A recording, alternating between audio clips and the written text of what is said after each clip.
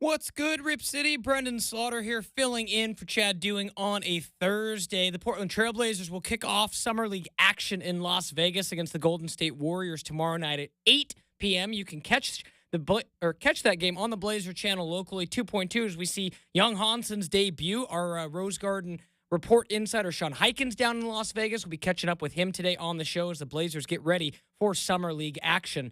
Elsewhere in the NBA, the Oklahoma City Thunder and All-Star and NBA champion Jalen Williams have agreed to a 5-year rookie contract extension that could reach $287 million. Meanwhile, Phoenix Suns superstar Devin Booker agreed to a 2-year, $145 million maximum extension. He tops Shai Gilgeous-Alexander's year value and is now the highest annual extension salary in NBA history. Coming up on the big show, we're going to catch up with Sean Hyken from the Rose Garden Report in about 20 minutes, talk a little Summer League, and then we'll catch up with Keith Smith from Spotrac in hour number 3.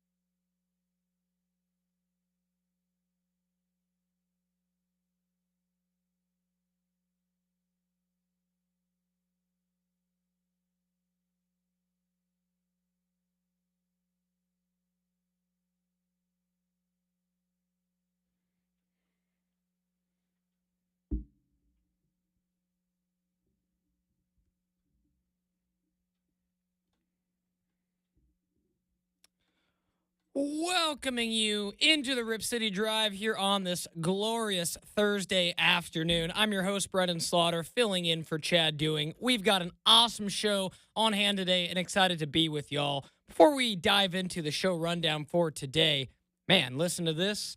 Brings me back to Providence Park just under 2 weeks ago. For those who were at Providence Park, what a concert it was, man. Post Malone, Jelly Roll, the other openers as well. I got a chance and was lucky enough to get to go to that concert. It had a little bit of everything. I thought the concert itself was pretty awesome, despite it being quite an adventure to get into that concert. Again, we'll maybe talk about it a little bit later in the show, but my first time on air since I've been to the concert, have to shout out my people here at iHeart, Susan Reynolds, Casey Bay, for hooking me up. I was like a kid at Christmas asking to see if we had any extra tickets to that concert because I really wanted to see Posty in action and Providence Park. It was just the perfect setting, right? It was perfect weather, everything you could ask for awesomeness here in Portland this time of year. And again, big shout out to them for hooking me up with the tickets. It was an awesome experience, and this is the first time, as I mentioned, I'm getting a chance to touch base on it. It was an awesome concert. I thought Post Malone is one of the better performers in person to see. Jelly Roll was awesome too. The getting into the Providence Park is something I think they're going to have to work on. It was a little bit of organized chaos, going into the week or going into the day. My buddy and I that I went with, we were planning on taking the Max from over in Beaverton, kind of avoid the parking. And, we got to the concert just a little after 6 with Post Malone not scheduled to go on until, just about 9 o'clock. And man, it was something else trying to get into that stadium. Organized chaos. Ultimately, we're waiting outside for probably 2 hours just to get into the concert. It turned out to be an awesome concert, just packed, and almost like the logistics of it still need to be worked on just a little bit, and a few other, little tidbits. They kind of just started pushing some people through, and I thought it was chaos, but once you got in there, it was like, man, what an awesome venue for a concert. I couldn't have, asked for a better concert, and I think Post Malone and Jelly Roll, great performers. Also, shout out Wyatt Flores, the other openers as well. It was an awesome concert. And again, a little delayed on talking about it here on air, folks, but I had to throw it out there because, man, it still hits, man. I had some help. I ain't coming back. So many great songs from Post Malone, and even saw a couple coworkers as well from Drew from over at the Brew. Got a chance to say hi to him as well. So Awesome stuff. That was a couple Saturdays ago, a little behind the curve. But again, my first time on air and had to touch base with you guys on how awesome that concert was. Coming up in about 15 minutes, we're going to catch up with Sean Highkin, our Rip City Radio Rose Garden correspondent, live from Las Vegas ahead of the Summer League. I know it's toasty down there. I just looked it up. It's like 108 in Las Vegas. So, one, I hope my man Sean is staying hydrated and in the AC because y'all know Summer League Vegas, it's something that happens all the time. But man, every year it just shocks me how many people, go and, maybe a little surprised at the heat. And I love the heat. I'm someone who definitely likes to be warm than cold at all times. And give me 90 plus anytime.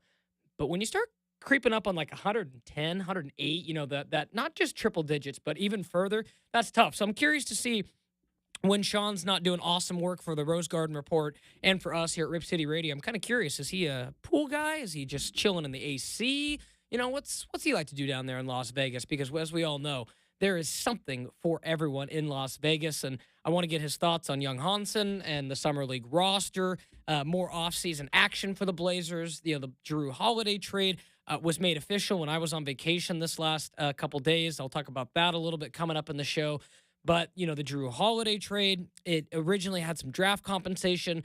After some updated medical reports and kind of looking at things, the Blazers and Celtics decided to just do a straight player swap, Anthony Simons for Jrue Holiday. So I want to get Sean's thoughts there as well. So lots to catch up with Sean, Blazer-wise, coming up here in about 15 minutes.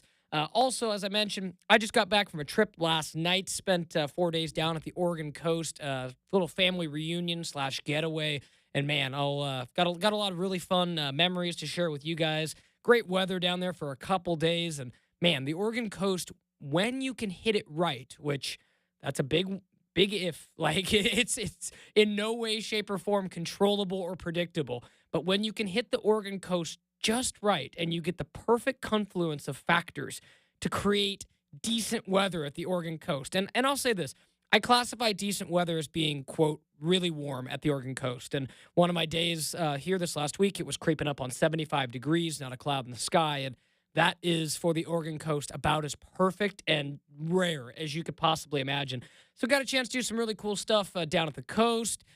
Did some fishing, some crabbing, that kind of stuff. And, we'll talk a little bit about that at 4 o'clock. Some great memories and definitely love living in Oregon this time of year. 420 will get you ready for some Oregon State football. If you can believe it, folks, we're just about 3 weeks away from the start of respective fall camps across the country.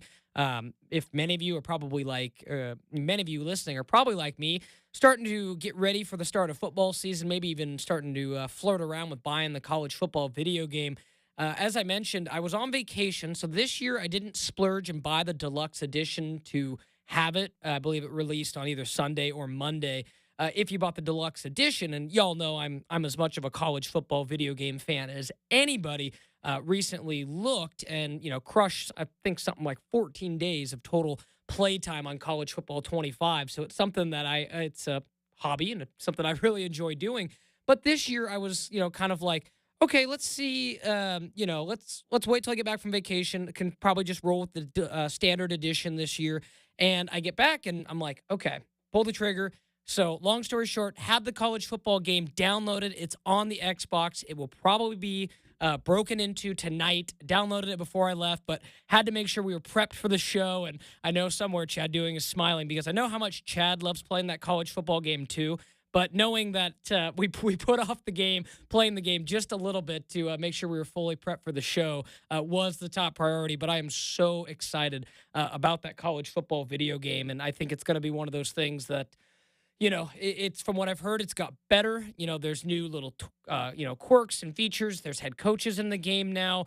I think it's going to be one of those things that is even better. And you talk about last year when it became, the top selling video game in so long, it broke so many records. And now you're going to see it, happen again because this is as fun as it gets. And, last year I bought the dual pack, Madden and college football together. And I was like, okay, this year, and call me crazy, I don't really have nearly as much of a desire to play Madden as I do this year. And, that's why I was like, okay, let's just roll with college football and see how it goes. So Ultimately, yeah, tonight I'm very excited to get in and play a game and see how the updated Oregon State Beavers are. Obviously, I loved the game coming back last year, but I'll be honest, the Beavers, their team was a little on little on the weaker side. You really had to grind to get that team up. The roster this year, anchored by guys like Anthony Hankerson, Malik Murphy, is going to be even more fun. I'm very excited to see what the roster looks like, see how good Oregon State's going to be this year, and at 420, as I mentioned, we'll be going through and I'll be giving you my straight, honest expectations for what I see from this year's squad. We'll run through the schedule and position group strength and weaknesses for Trent Bray's squad. Really got to talk about how Oregon State is going to make a sizable jump, right? You talk about last year, 5-7 with Trent Bray, not a ton of great standout moments. You talk about that Washington State game and that being kind of a marquee win, kind of springboarded them into the offseason. They had a strong offseason. Now it's going to be up to how can they take what I think is addressed a lot of their issues from last year, take it to what I believe is a tougher schedule and, result in at least a bowl game, if not more. And I think as I've looked, Oregon State's over under this year is just about, 6.5 wins. I'll double check on that when we get prepared for that segment in a little bit. But a lot to dive into with the Beavs, and I want to get you guys fully ready for fall camp so you guys definitely know what's going on over with Oregon State. Then in the 5 o'clock hour, we're going to catch up with Keith Smith from Spotrac, talking all things NBA. As I mentioned, Summer League is underway. We have a game going on right now as Cleveland and Indiana are facing off. And again, the Summer League schedule tonight, you got Oklahoma City and Brooklyn, Orlando, Sacramento, LA, Dallas, or should I say the Lakers in Dallas, Denver, Milwaukee, and San Antonio and Philadelphia.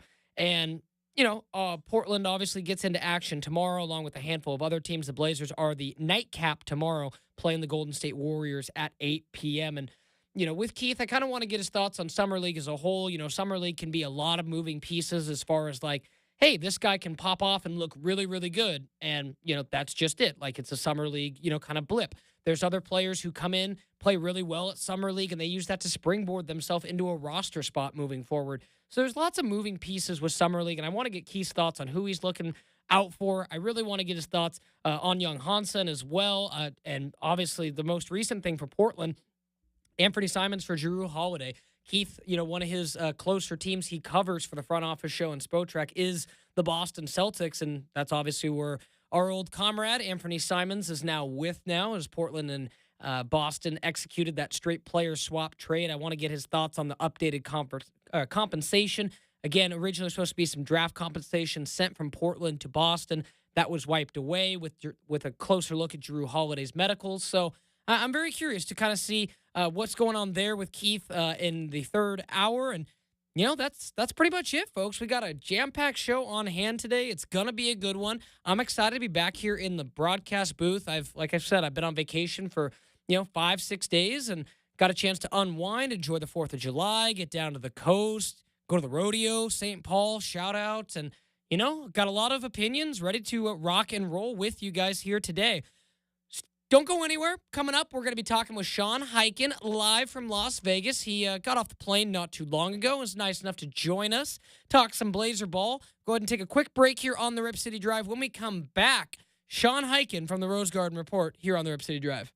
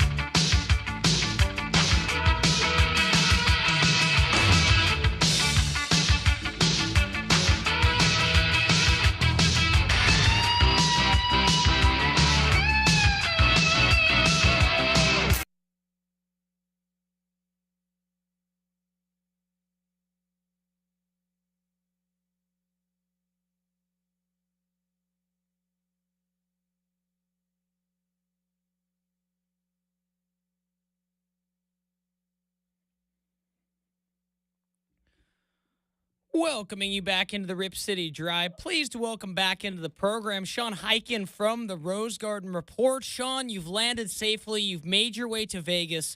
Are you staying cool is the big question now, because I did see it's like 108 today.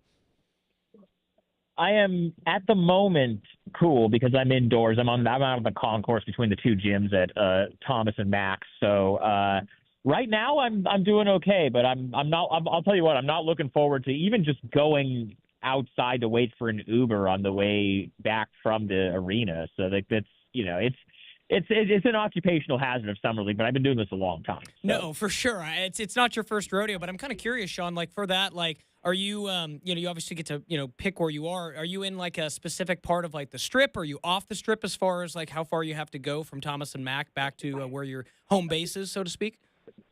Oh, I never stay on the Strip for Summer League because it's at Thomas and Mack, which is the UNLV basketball arena, which is not on the Strip. So I try to stay somewhere kind of close to there so that I can. That just kind of it gets too chaotic, and you also spend too much.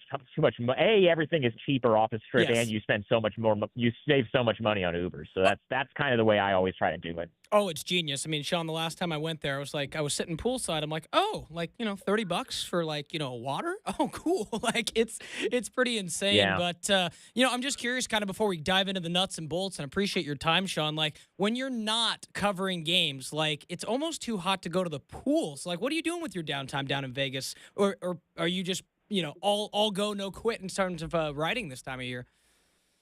I have finally figured it out, the secret to not dying when you're in Vegas for multiple days in a row this time of year, and that is that I just do not leave my hotel room unless I have somewhere that I actually have to be. Yeah, no. That's how you have to do it. Okay, see, these are the trade secrets we need to know, Sean. But again, appreciate your time, my man, and thanks for jumping on the show. I know we planned this out a little while ago, and you just landed, so it's pretty cool that you were able to join. But let's just kind of start. Obviously, they kick off Summer League action tomorrow against the Warriors. We kind of know the big one, Young Hansen, and wanted to see him, but just beyond him, what are some of the things with this year's Trailblazer team and Summer League as a whole that you're excited to see being down there? Well, there's not really too much as far as, like some years there's like 5 or 6 guys that are going to actually be on the team that are on the Summer League team. This is not one of those years. Obviously, it did. As you just said, Young Hansen is going to be the thing that everybody's watching. But outside of him, the only other 3 guys that are probably going to actually be wearing Trailblazers uniforms in October when the season starts are Rayon Rupert and their two-way guys, Sidy Cissoko and Caleb Love. And out of those ones, I would say I'm definitely the most curious about Rayon Rupert because it's not very often that a guy going into his 3rd year in the NBA plays at Summer League. But, he hasn't really had the reps in the NBA. He's mostly played in the G League when he's played. So he kind of has to show something, whether it be at Summer League or this year because he's in the last year of his deal. And, they are going to have to decide whether he's somebody they want to keep investing in and keep developing. So I think he's somebody like going into his 3rd year, he should be too good for Summer League. He should be like playing a couple of games and then just getting shut down. That's what should be happening. Yeah, it's a good point on Rupert, and he'll be my next question I want to ask you about because he was someone that I circled. I went back through, Sean, and was looking at when you were tweeting out the Summer League roster, and you made note that it didn't have Donovan Clingan. It was one of those things I just kind of wanted to ask you. I didn't know whether it was going to be, I wasn't strongly like one way or the other, but I was like, oh, it's his 2nd year. I wouldn't have surprised me if he was in Summer League. Do you think there was a reason why Donovan Clingan didn't go Summer League this year? I think they just felt like he did enough in his rookie season that he didn't really need the reps necessarily. Like I think I asked a couple people in the organization about it a few months ago, like kind of towards the end of the season, what their plan was with that. And the feedback that I got on that was that if Donovan had gone to them and like pounded his fist on the table and said, I want to play at Summer League, they wouldn't have told him no. They wouldn't have stood in their way. They would have let him do it. But if he didn't feel like super strongly about, I have to play at Summer League, they felt like they saw enough of him in his rookie season. They know what he is. They know what he's got to work on. And it's not really worth the injury risk to have him be out there for Summer League when he can just, he'll be fine when it gets to training, No, for sure. And that's what I assumed, but I was curious for what you had heard behind the scenes. Catching up with Sean Highkin. From the Rose Garden Report, live from Las Vegas here on the Rip City Drive. You mentioned Ryan Rupert. Do you think it's kind of like you kind of alluded to it a little bit, but do you think this is kind of a prove it summer league where, like, to your point, he needs to go out and, maybe have numbers that look really, really good for somebody who's been in the league a couple years? Absolutely. I mean, even though when they drafted him 2 years ago, he was kind of seen as a long-term project. So Sure. It's not like worrying that he hasn't really broken out in his first 2 seasons, because he just hasn't really had that much of an opportunity to play, just given how many other wings the Blazers had and just kind of, where he is in the hierarchy. But when you're a second round pick, you sign, and he has shown something, he's shown some flashes and, some of the limited minutes that he has played, but you're going to have a decision to make about him in the offseason next year as far as, do you want to bring him back because he's going to be a restricted free agent? Do you want to bring him back? Do you want to keep investing in him? And so, between summer league and, training camp and this upcoming season, he's got to show enough. You got to see enough out of him for them to decide, yes, that is, this is somebody that we want to keep, building, keep, as a part of our rebuild and a part of our core, or he's not. So, he kind of needs to show that one way or the other. So you think that's kind of where the Blazers kind of front office brass kind of feels is like this is a bit of a prove it year for him? Because, to your point, I remember a couple years ago they liked the long-term potential and all those things, but, just hasn't quite cracked that rotation. So, do you think it's from their perspective just kind of like maybe giving him, a role if that's what it means and seeing kind of what he does with it?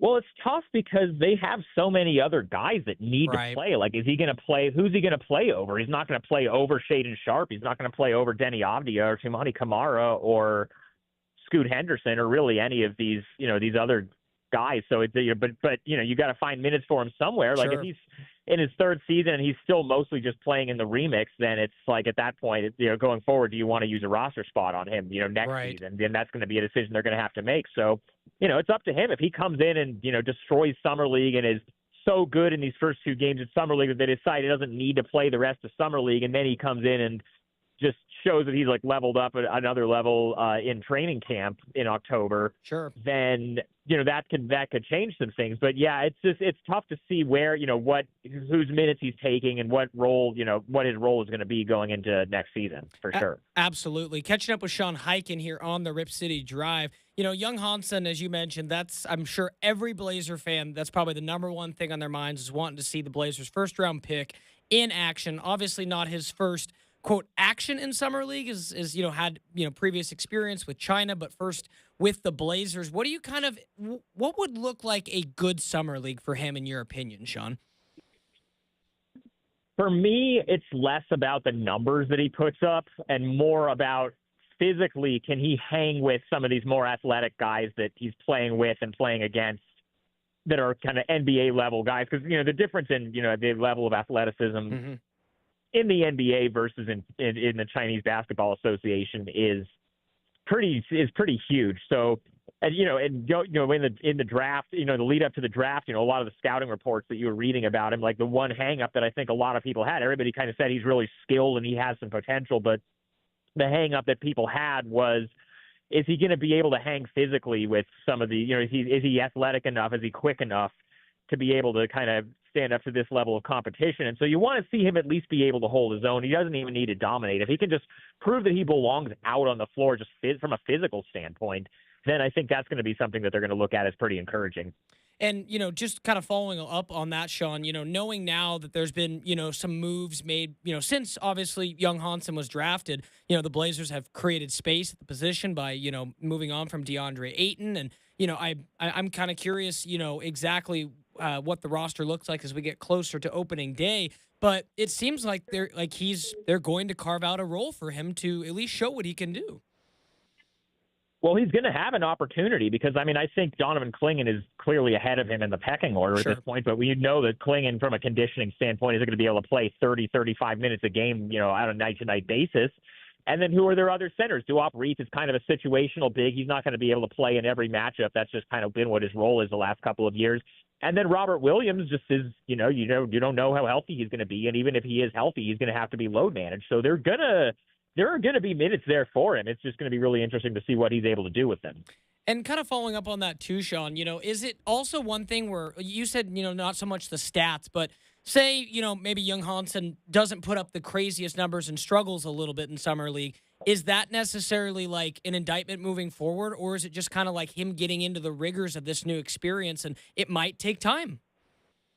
I don't think his Summer League numbers either direction are going to be something that are going to be cause for concern, because the thing you have to keep in mind is that it's really, really hard for bigs to look good in Summer League, especially offensively. Like it's basically a glorified like pickup run. This is not the type of environment that a guy like him is going to look good in for, like remember how bad Wemby was in that first Summer League game that he played against Charlotte a couple of years ago, and there were all the takes about like, oh, is this concerning? And then obviously he was fine. And I'm not saying that Young Hansen is going to be as good as Wemby, but like the point is that big men particularly, like it's really hard for them to look good in Summer League without a great guard to play off of. And, Caleb Love is on a two-way, and he's, is one of the best scorers in college basketball the last couple of seasons at Arizona. But that's it's not like he's going to be out here playing with, Scoot or,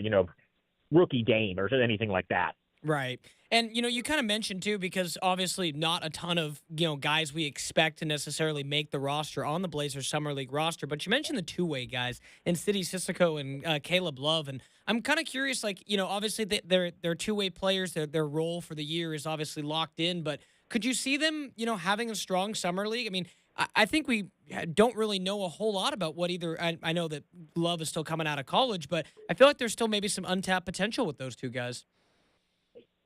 There could be, and I think that's why you have them on two ways. I mean, they do have another roster spot that they have to fill between now and the start of the season, because they only have 13 under contract right now, and you have to have 14 by opening night. So they, there's something they could do there, but I think that's probably going to be more like either a trade or a free agent signing or something like that. Then, I think for what those two guys are right now, I think they're probably happy having them on a two-way. And then what's going to be interesting is whether anybody else from kind of the deeper bench of this Summer League roster really pops and makes a case for themselves as, the third two-way spot, because they still have a two-way spot open as well. Intriguing, because you always see, a couple guys in Summer League who, can make a name for themselves and all that. And I think that's part of the excitement of having a roster of guys that maybe the casual fan doesn't know quite as well. Again, catching up with Sean Highkin here on the Rip City Drive. Sean, appreciate your time live from Las Vegas. Let's talk a little, or let's switch gears and talk a little bit about the Jrue Holiday trade that's now official. I was on, vacation this last couple of days, Sean, and all of a sudden I'm down at the Oregon coast, and I get the, push notification that the trade had been, amended. There's no draft compensation, and I was kind of like, I can't wait to talk to Sean about that when we catch up next week. So just, it's not something that's uncommon. We've seen this before. How much, should this give Portland pause that there was enough to, change the deal a little bit? All I know is what we heard the other day, which is that there was something there that they made them go back and say, hey, let's, can we just take the draft picks out of it? And the Celtics were like, okay, fine. I think it could have just been as simple as you can always find something in somebody's physical if you want to. Sure. And they might have just seen it as an opportunity to have some leverage and say, hey, maybe we shouldn't give up these draft picks. It could be something like that. I haven't gotten the sense that it's anything all that serious or that it's going to threaten the season or anything. We also haven't talked to Jrue himself yet. So right. Whenever that happens, whenever they do an introductory press conference for him, and I still don't know when that's going to be, but whenever we do that, that's going to be something that we're going to have to ask him about for sure. Yeah, I was kind of curious, just, once it became a straight player swap and it was just Simons for Jrue Holiday, and you consider, Simons was, on an expiring deal, but I also kind of looked at it too, Sean, as like Anthony Simons was kind of the last piece of the previous era, and he's kind of now out the door and obviously in Boston. Do you think, that's kind of like a true now like shifting of the guard, and it's like it is all in on Chauncey Billups guys, Joe Cronin's guys, and so on and so forth? Well, Anthony Simons was the last guy left on the roster that was drafted by Neil Olshey, and now there's only three guys left on the team, which are Jeremy Grant, Matisse Thybulle, and Shaedon Sharpe. Now that Jabari Walker is gone, there are only three guys left on the team that played with Damian Lillard ever in Portland. So it's pretty crazy how quickly this stuff flips over. Oh, it's fascinating, and just how time changes and things change, things don't change, and it's one of those things where I was intrigued, but going along with that, Sean, do you think that now when you look at it as just a straight player swap, do you think that was like a Jrue Holiday? It's kind of a hard comparison, but as far as Simons' value, do you think this was about on point for what you probably could have got for Anthony Simons on an expiring contract? Probably. I mean, especially when you look at over the last few days, we've started hearing reports that the Celtics are now trying to turn around and trade Simons over again because they need to cut even more money. So, and it doesn't sound like there's a crazy market for him just even retrading him a second time. So, getting a guy like Jrue Holiday, who, yes, is expensive and is 35, but is a good player that the Blazers feel is going to help them. That's probably the best case scenario for what they could have gotten. Absolutely. And you kind of just led into my next question, which was, what do you think is the best case scenario for Holiday's time in Portland? I know it's kind of a lazy example, but is it like Chris Paul when he went to the Oklahoma City Thunder? No one expected them to be good, and he kind of helped spearhead that. Like, what do you think is like the best case example for Jrue Holiday now? I think that's what they envision, but it's a little early to say, who's going to start, who's going to come off the bench, what anybody's role is going to be. But the thing about Holiday, probably more so than Simons, is he can play with either of the two young guards they have. You could start him at the 2 with Scoot Henderson. You could start him at the 1 with Shaedon Sharpe, and he's fine both ways. Yeah, especially on the defensive end. So it from a fit standpoint, he makes a lot more sense in what they were trying to do than maybe Simons would have. And how much do you think, also, they have some young guards on this roster. You look at Scoot and Shaedon, still relatively young in their respective careers. How much could a guy like Jrue Holiday do for their just long-term development as far as, him, being a guard who's emphasized defense, a winner, all those kind of intangibles that he could be a quality mentor? It could be huge, and it's going to depend on kind of how it goes and how healthy he is and how much he's able to play. Again, I haven't heard that whatever happened with his physical was anything that they're overly concerned about right now. But if he does what they envisioned, it could be huge for both of those guys. And they're both going into pretty big years because the Blazers are going to have contract decisions to make about both of them in the next year to 18 months. Catching up with Sean Highkin here from the Rose Garden Report. Just a couple more things before we let you go, Sean. Appreciate your time from Las Vegas. We mentioned it earlier, but I just kind of wanted to get your thoughts now that the dust had settled on the DeAndre Ayton, Blazers agreeing to a buyout and him ultimately signing with the Lakers. And, he's now said a few things, interviews and whatnot that, really excited to play with Luka and all these things. Was it one of those things, Sean, where not only you saw the Blazers draft the position the last 2 years, but a divorce was just the best thing for both sides? I think so. And I think once they were, they scoured the trade market, and it wasn't that nobody wanted to trade for him because there were teams that were interested in trading for him, but those trades that were out there for him would have involved the Blazers taking back salary beyond this coming season, which was something that they didn't want to do. If they had been able to find something that was just straight expiring money for expiring money, that's something I think they would have been interested in doing. But I think the way it worked out ended up working out for both sides because he got enough he gave back enough money to help them as far as their tax situation, their cap situation. Sure. And then he got, he basically made up what he was going to get, what he gave back in this deal, and now he's going to go to a situation in LA where he's definitely going to be able to start. So I think it worked out pretty well for both sides. Do you think that's, and just kind of following up on that a little bit, do you think that they're, it was, you mentioned them not wanting to take back money as far as, a trade in DeAndre deal. Was it a concern taking back Jrue Holiday's money, or do you think it's kind of a different situation with Jrue Holiday? Well, I think it is different because Jrue Holiday was a player that they actually wanted. It's not that they do not want to take back salary at all. Sure. They will take back salary if it's a player that they actually want, they think can help them. If it's you get rid of DeAndre Ayton, but you take back some kind of bad contracts for players that you don't think are part of your future, then that was something I don't think they thought was worth doing. But Drew Sure. Holiday was a player they actually wanted us to bring into the building, and they wanted to actually have on their team because of the player, and it was more important than the contract. So that was a little bit of a different thing. Sure, sure. Last couple things here for Sean Highkin, live from Las Vegas. Again, check his workout at the Rose Garden Report. Sean, where do you think we stand as far as roster moves? Do you still think there are, maybe some things being worked on behind the scenes, or do you think the dust is kind of settled and we're starting to get closer to a group we'll see opening day, or, ultimately, what do you think we're seeing? Well, they literally have to make at least one more move because they only have 13 players under contract right now, not counting their two-ways, and they have to get to 14 by opening night. So whether that's signing another free agent or doing a 2-for-1 trade where you take two players back, they have to do something else. So they are not done making moves, but I think it's probably a little early to speculate on what that might be. Yeah, no, it's definitely interesting, and we saw the first domino fall with DeAndre Ayton. I'm curious to see if there's a trade market for Jeremy Grant, Robert Williams, and I think those things will ultimately flesh themselves out in time. But yeah, so you think ultimately there's still going to be probably a few things still to come. They have to because right now their roster is not legal for the start of the season because they have one fewer player than they have to have for the opening night of the season. So they have to do one more thing. What that's going to be, I think, is a little too early to say. For sure, for sure. And last thing, catching up with Sean Highkin from the Rose Garden Report, the NBA Cup pairing. Sean, saw the Blazers landed in West Group C. You got Houston, Denver, Golden State, and San Antonio. Seems to be pretty tough, but I don't know if there's anything in the West that's not tough. What are your thoughts?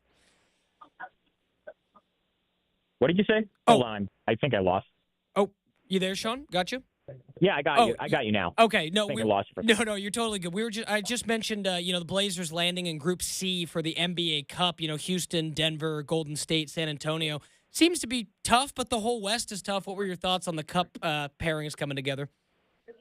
That was about the worst draw they could have gotten. I don't know if they, we're going into the third year of the Cup, and they had a pretty good start to their Cup schedule last year with that win over Minnesota. Right. I thought they might have a shot at going to Las Vegas. With that draw that they got with that grouping, I don't know if that's happening this year, but who knows? Who knows? It could be Cup risers. We'll see. Yeah, it always seems like I had the same thoughts. I'm like, okay, Portland, San Antonio. I'm like, oh, okay, yeah, tough, real tough. But again, Sean, appreciate your time. Thanks so much for joining, and enjoy Summer League, and look forward to catching up a little bit down the line, my man. Yeah, good to talk to you, man. Sean Highkin from the Rose Garden Report. Ladies and gentlemen, he is down there at the Thomas and Mack Center, and I believe they also play at the Pavilion as well, where the Cleveland Cavaliers and Indiana Pacers are playing right now.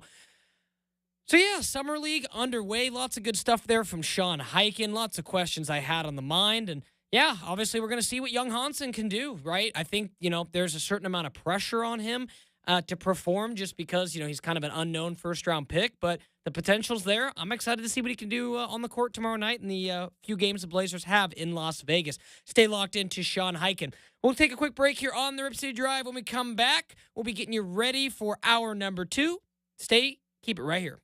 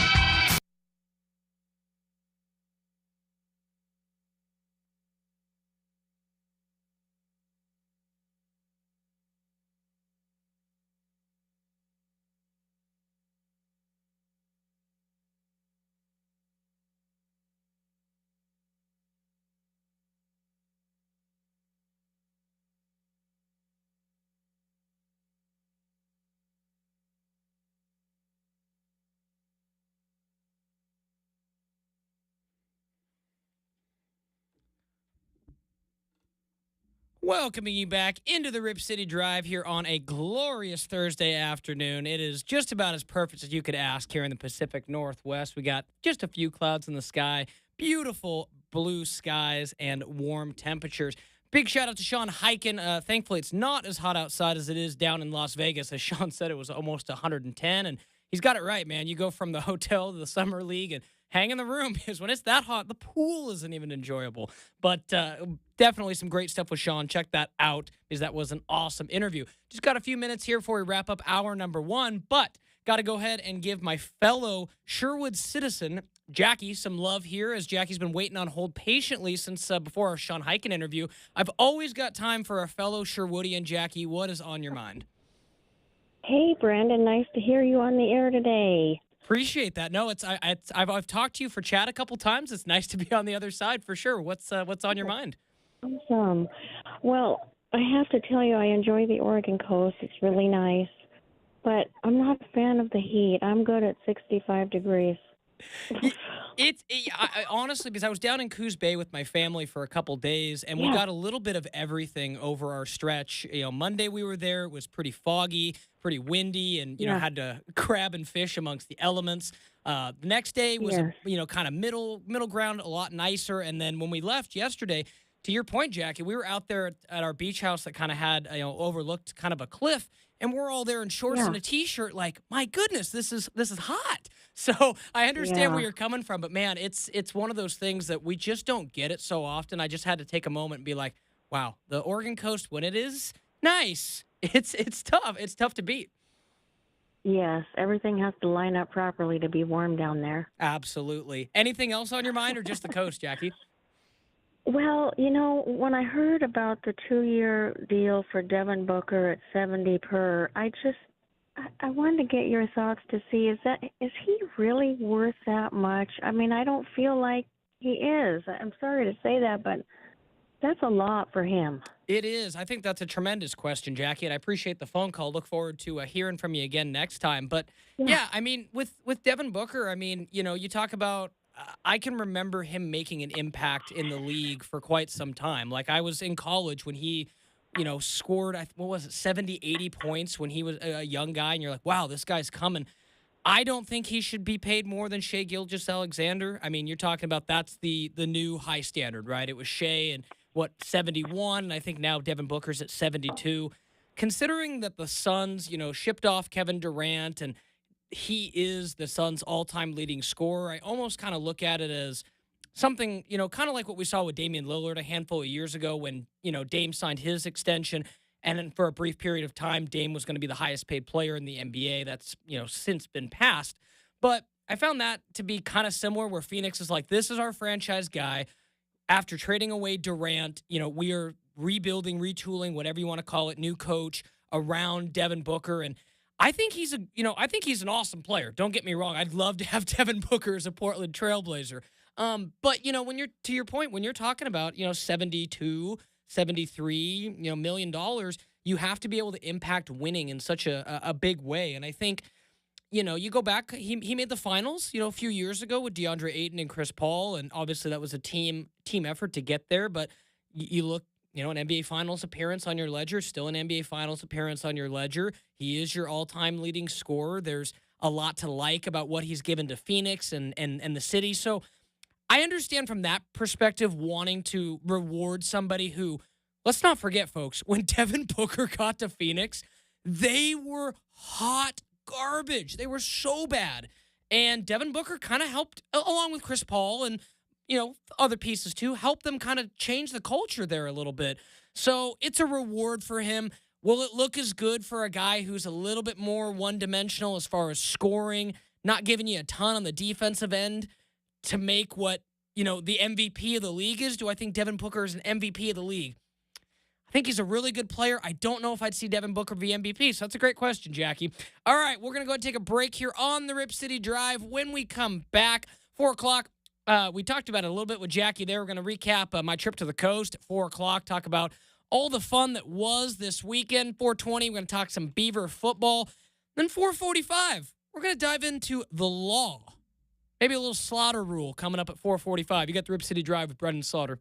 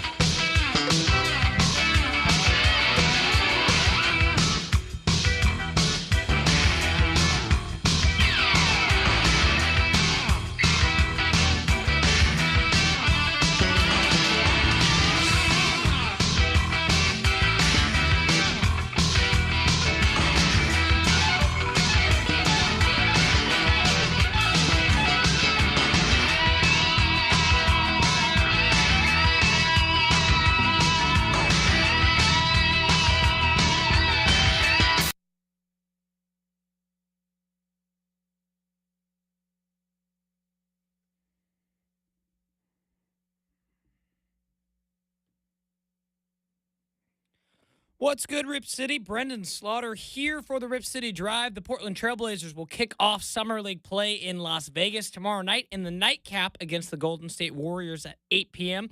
Catch the game on our Blazer channel locally, 2.2, as we see Young Hanson's debut down in Las Vegas.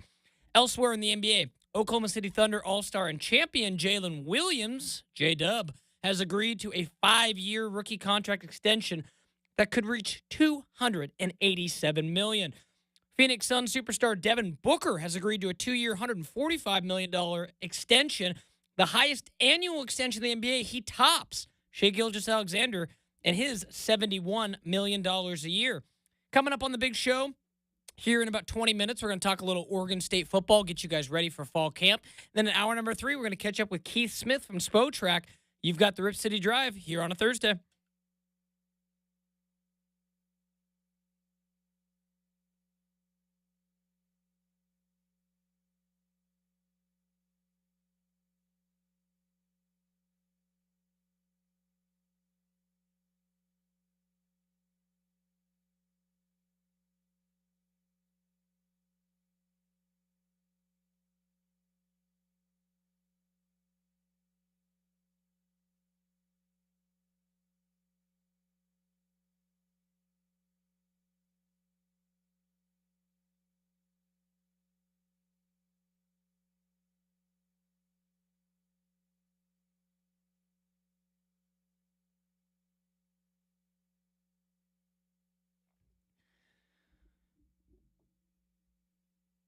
Welcoming you back into the Rip City Drive here on a Thursday afternoon. Well, Morgan Wallen opening this segment definitely it's one of those things that fits, because let me tell you, folks, down at the Slaughter family compound this weekend, which extended down in Coos Bay and extended down to the boat, down fishing and crabbing. Safe to say we had some good Morgan Wallen on the speakers this weekend, and that would be an appropriate theme song for the week that was. Again, appreciate everyone tuning in here to the Rip City Drive here on a Thursday afternoon. Brendan Slaughter filling in for Chad Doing. Got a lot to get into here on the big show. First off, got to thank Sean Highkin, first hour, for joining us from Las Vegas. He's down at the Summer League, folks. Definitely stay tuned at Highkin on X, and obviously on all of our social media channels, Rip City Radio, our Rip City Radio YouTube, all the above, as Highkin is down there. He's going to obviously have the 411 on Young Hanson and what he's able to do, and I know we're all very excited about that as well. And then, as I mentioned, about 20 minutes, we'll talk some Beaver football. Hour 3, we're going to catch up with Keith Smith from Spotrac. But here for the next few minutes, just want to touch base and, let you guys know how awesome of a trip it was for me down to the Oregon coast this last weekend. So we're really right around the 4th of July. Took a few days off, got a chance to go before I left down to the St. Paul Rodeo, which, for those who do know me, the St. Paul Rodeo has been something that I have done. Let's see. If I'm 29 years old, I'm going to go out on a limb and say I've probably been to 25 or 26 4th of July St. Paul Rodeos. Maybe there's a miss or two somewhere in there, beyond, the COVID year, of course. But that's tradition. That's where it always starts, man. We've got family that live out in St. Paul who make the drive, getting out there and then walking to the grounds a breeze. And shout out the Whitlock family for always providing the clutch meetup spot for the family. And it was awesome. Just like always, it wasn't quite as hot this year as it normally was, but love getting out there to the rodeo, getting some cheap drinks, and just more than anything, having a good time with, people who are enjoying, just being out in a small town like St. Paul. I can't say that I can do that kind of thing all the time, but for one time a year, I definitely like getting the small town on, rocking the jeans and doing that whole thing, because it's lots of fun, and made lots of friends that I talked to throughout the evening. Lots of great food. I mean, let's be real, folks. Who doesn't love, whether that's, the Oregon Fair or, any carnival, 4th of July, who doesn't love being able to go to those things and eat your way through? I'll admit, there was a corn dog consumed. I don't have corn dogs except at these kind of fairs and things when they are, cook fresh and all those things. That was delicious. Hooked myself up with a elephant ear. Thought they would be, a little more, less expensive than they were. But, that's the rub nowadays, folks. Pretty much everything is expensive. $12 for an elephant ear, but you have to do it because an elephant ear is amazing. And crush that night, and overall, it was just a really fun experience getting out there like it is every year. And if anyone hasn't ever checked it out and been a part of what they put on for those 4 or 5 days out in St. Paul. I mean, it's a town of 400, but man, you sure wouldn't know it on those 4th of July days.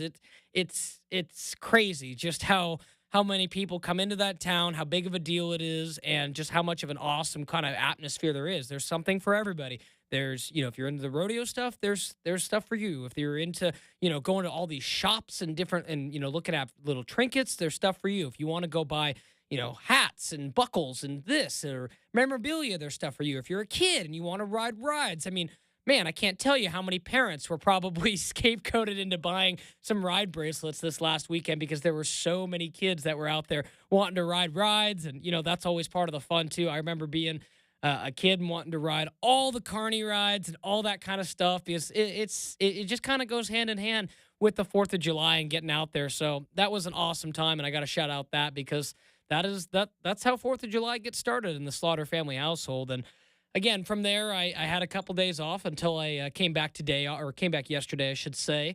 But went down to Coos Bay. Got to shout out some family friends of ours. Had a beach house down in Coos Bay. So about a 4-hour drive, roughly, from where we are here in the Willamette Valley up here just outside of Portland.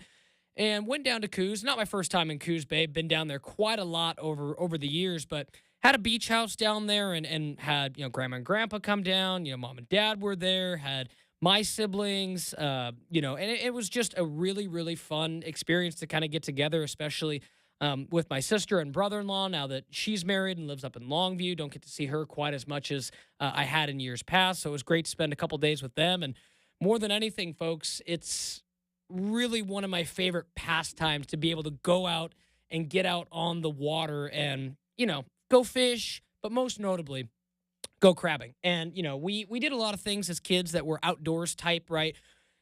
Parents or grandparents, dad uncle liked to fish bass tournaments. So we would have, we learned how to bass fish at a relatively young age and went to, various lakes, 10 Mile, Silk Coos, Taconich, you name it. And we, bass fished.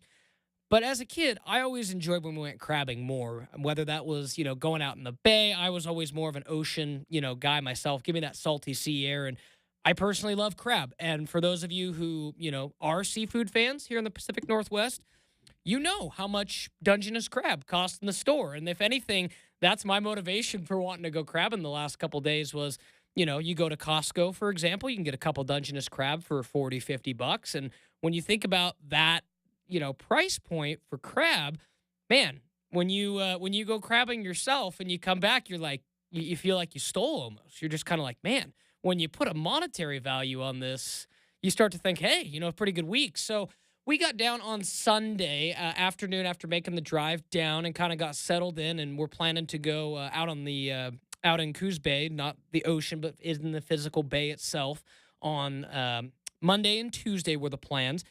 Well, Monday, as it turned out, pretty rough day out there. And I'm not saying it was quite like this, but if on a scale of 1 to deadliest catch, folks, it was probably about a 3. I wouldn't say it was the most comfortable day on Monday. Pretty choppy out there, foggy, some wind. We had the whole gang out there. My mom, her friend, myself, all my siblings. Plus our dad, and we were all out there, and it was definitely a full packed boat within capacity, of course, but it was a full crew, and you could kind of tell that day was a grind, right? You had to really be patient. No room for seasickness on this particular boat as we were kind of going back and forth. And long story short, we grinded that day between me, my brother Braden, and my brother-in-law Matt. We got on the crab, man. We were hauling pots like crazy. And for those of you who have never hauled a crab pot before, when you're hauling it out of the ocean or out of the bay, I should say, it's a workout like you've never had before, and you're sore in places on your back and your arms that you didn't think would be sore before. But we grinded, and I can still see as I look down now, got a nice little welt on my arm from where I think I hit somewhere on the boat. Knees feel a little dinged up, too, from hitting the side of the boat just with the waves back and forth. But long story short, we grinded, got 24 keepers out of Monday's run. And again, this was back and forth, really having to, put up with being not necessarily comfortable on the boat, but came back with 24 crab, ate like absolute kings that night, folks. It was like, something you'd see in a fancy seafood restaurant. Did the full crab boil all in one big pot. You had the corn, you had the potatoes, you had the andouille sausage, you had the shrimp. I'm making myself hungry just thinking about it now, but it was total like, pour on the table type, and it was just some of the best crab I've had in a long time. And I think, that old saying, like, you caught it yourself, it feels a little bit better and tastes a little bit better. That was awesome. And then, we go into Tuesday, and it was my last full day there as we left Wednesday. And I didn't necessarily have designs on going crabbing again. I was kind of more wanting to relax after, the day that was the day before. As I mentioned, it was rough, and, you kind of got your sea legs under you. And for someone like me who hadn't been in, 4 years, it was kind of like a welcome back to crabbing. And I felt that I definitely got my cut as far as crab that I wanted to take home.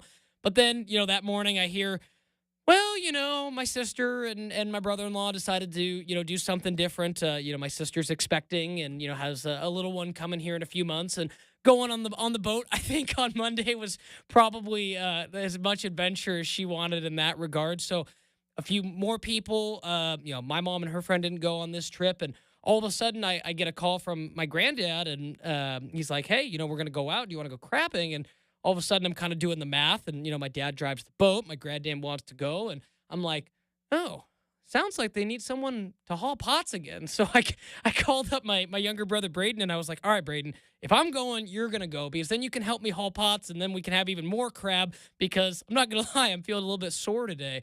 And long story short, Tuesday was just fantastic. A complete 180 from Monday. It was sunny. The bay was completely flat. You were in, t-shirt underneath, the coveralls to haul pots in, and it was just one of those really sweet, awesome days of the Oregon coast where you're just like, wow, kind of a thing. And I believe we ended up with 17 or 18 the second day, so it gave us a 2-day total of over 40 crab, which, again, do the math what I told you earlier, folks. We all know what crab goes for per pound, and it's, I felt like it was a very successful weekend in that regard, not only because my family and I got to eat like crab kings, but because, there's something rewarding about being able to go out there and literally, like, pull dinner from the bottom of the bay.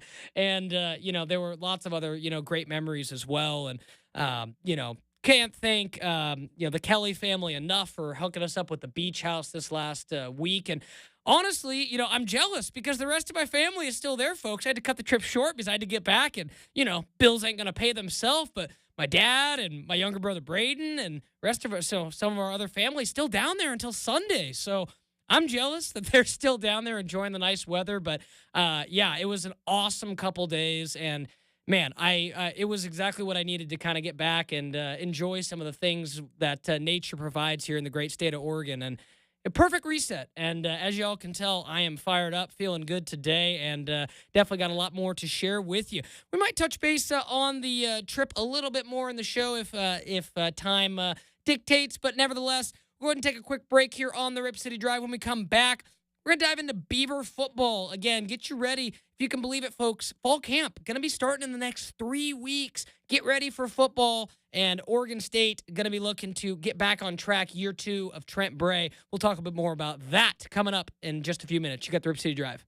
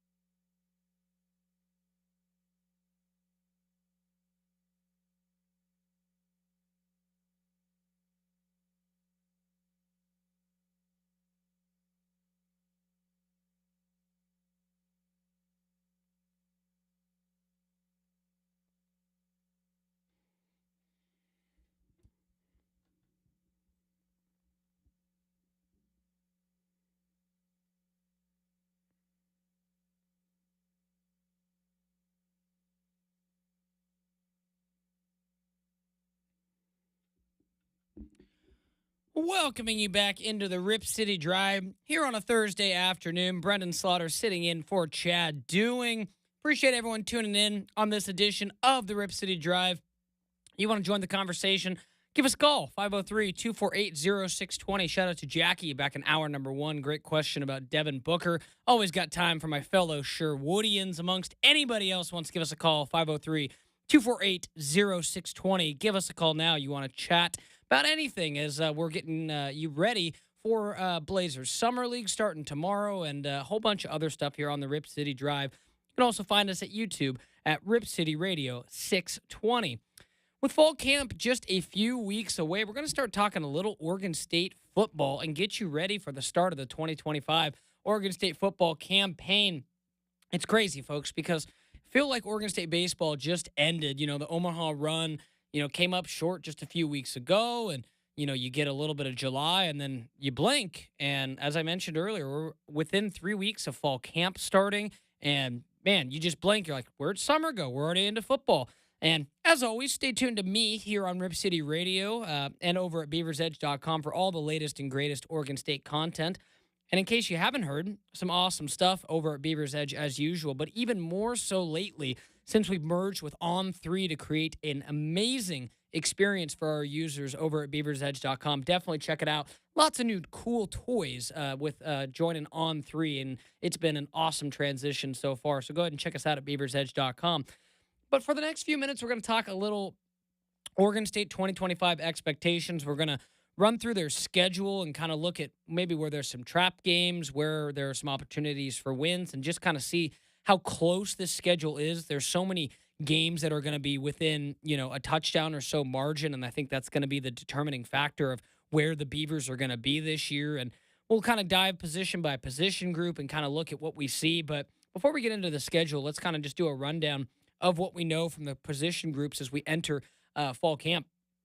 You think about how much things change in a year, right? And I go back to a year ago, the difference between having Malik Murphy now under center versus having the combination of Giovanni McCoy, Ben Gulbranson, and Jabari Johnson a year ago, it's night and day difference. I've said it, I've talked about it with Chad on the Rip City Drive, with Chris Burkhardt on our various platforms. Oregon State went out and got themselves a serious quarterback this offseason. Point blank, that's what happened.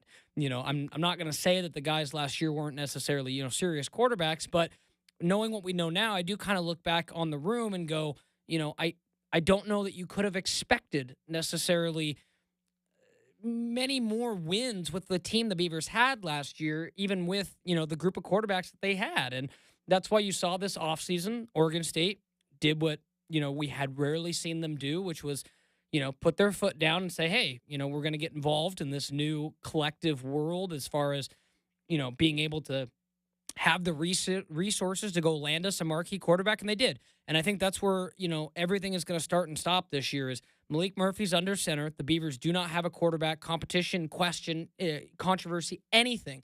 It's going to be one of the things that Trent Bray probably is asked about seldom this fall camp because everybody knows Malik Murphy is the guy. And again, coming after a year at Duke where, he was pretty efficient, threw for a good amount of yards, had a good, clean touchdown to interception ratio, maybe a few more interceptions than you would like, but a pocket passer who's going to be able to do everything that, Ryan Gunderson, Oregon State's offensive coordinator, wants him to be able to do. I think the sky's the limit for what Murphy can accomplish this next year. And I'm very excited for how he's going to elevate the room as a whole. And as we mentioned, Giovanni McCoy and Ben Gulbranson are no longer in the room, but Jabari Johnson's back, and he'll be able to learn the position from such a better area this year rather than last year being like, hey, there's a chance I could maybe be the guy. I'm still learning how to be the guy. Now it is, Murphy's the de facto number one. I can be his backup, learn to, be the guy that he wants to be. And I think, the depth of the position is solid. You've also got, Kalen Guttridge from Wilsonville.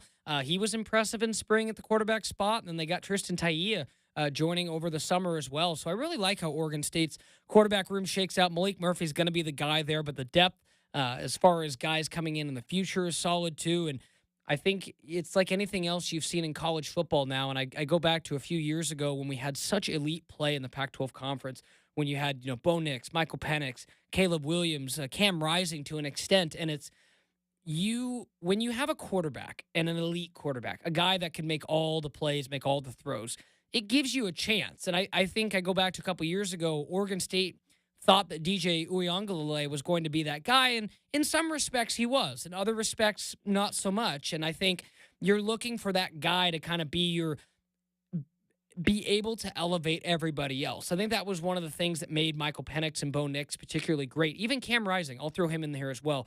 Caleb Williams had a lot of talent around him at USC. Not saying he wasn't really talented, but compared to, Cam Rising and those guys, they had an ability to make their teammates better and be able to get the best abilities out of those guys. Like Cam Rising got the absolute best out of Utah when they went to back-to-back Rose Bowls, right? I think about what Michael Penix was able to do. He got the most production out of his receivers, out of his, playmakers. And, I think the same thing could apply for Oregon State this year with Malik Murphy. You had some receivers this past year who just didn't really get enough of a look to see what they could offer beyond Trent Walker. And now with Murphy, you've got a chance to elevate that. Same with tight end play. You've got guys there. They just weren't necessarily racking up the numbers last year because Oregon State didn't throw the ball very well. I mean, you go back and look at the numbers. Outside of 2020, which we know was a COVID-shortened season, this year was the fewest amount of passing yards Oregon State, or this past year was the fewest amount of passing yards Oregon State had as a team since 2017. For those who don't remember, Oregon State went 1-11 in 2017. Probably should have went 0-12, considering that Portland State game, they were lucky to get out of there with a victory.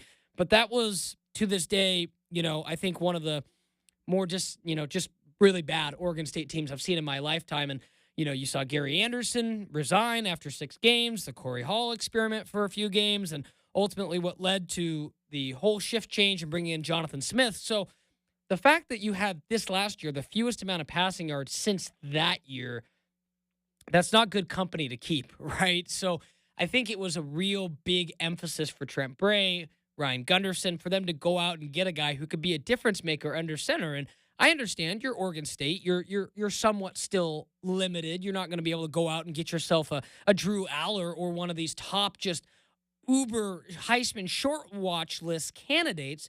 But when you look at Malik Murphy, that is a massive pull for what Oregon State is and how, their collective is still kind of getting up and going amongst all these other big fish. They're in a conference that was, left for dead, rebuilt, all these things. So I think when you take a step back and realize that Malik Murphy was able to, get a pretty good deal to come to Oregon State and, really likes, the situation, likes the coaching staff, likes his playmakers around him.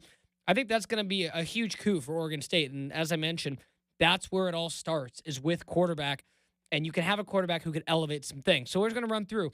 Running back, deep and talented. You got Anthony Hankerson back for his senior year. He's going to be the guy. You've got Saladin Allah back after, he had a pretty good true freshman campaign last year. You add in a couple more guys. You got Cornell Hatcher. You've got Jake Reichel. You've got Cordy Glass. You've got Skylar Jackson. For those keeping tabs at home, that is Steven Jackson's kid. So that room is very deep. I think that's going to be an area of strength for Oregon State again. And, not a lot of concerns there as we go. You get to wide receiver, maybe one question, but, for the most part, you really like where you are. Trent Walker's back. He nearly had 1,000 yards last year. He was by far and away Oregon State's best receiver last year. He made the most out of the Beavers still not having a great passing attack. He was reliable. He was consistent. Anything you threw his way, he was going to catch it. The hands were like glue. He's back for his senior season. That's huge for Oregon State. He's got that it factor as far as being respected in the locker room, as far as, his teammates, wanted to run through a brick wall for him with his work ethic. And I'm really excited that they were able to hang on to Trent Walker because, from what we've heard, he had gotten some interest from teams in the offseason. And now, it really is like the wild, wild west as far as like having to re-recruit players year in and year out. And, I think keeping him was big. Darius Clemens, the former Michigan transfer receiver and Westview standout here locally. Clemens kind of had a bit of a slow start to 2024. He dealt with an injury early on, got healthy, and then really had his breakout game in the finale against Boise State. And I think that game, I hate to zoom in on one sample size, but you look at one game that Darius Clemens had. If he can kind of build on that and then have his play elevated from having a much more consistent passer under center, I think he's a guy who's going to really emerge and be a strong number two. He's got great size, great abilities, just a very talented player. The biggest question, as I mentioned, is just who steps up for that number three spot. There's lots of guys who are in the mix. You look at a guy like Taz Reddix, someone like Zach Card, someone like David Wells, Jemai East. There are lots of names who could slide into that position and kind of be Oregon State's number three receiver. Malachi Durant, Eddie Freoff. I can go on and on. That's what fall camp, I think, is going to share with us. Jimmy Valson, if he's healthy as well. Fall camp is going to tell us who is kind of best suited to kind of be that number three receiver. The Beavers like to have versatility in that spot. I think Taz Reddix kind of has the inside track as we currently look, as he was someone who was particularly impressive in spring. Gunderson talked about the versatility, being able to move him inside, outside.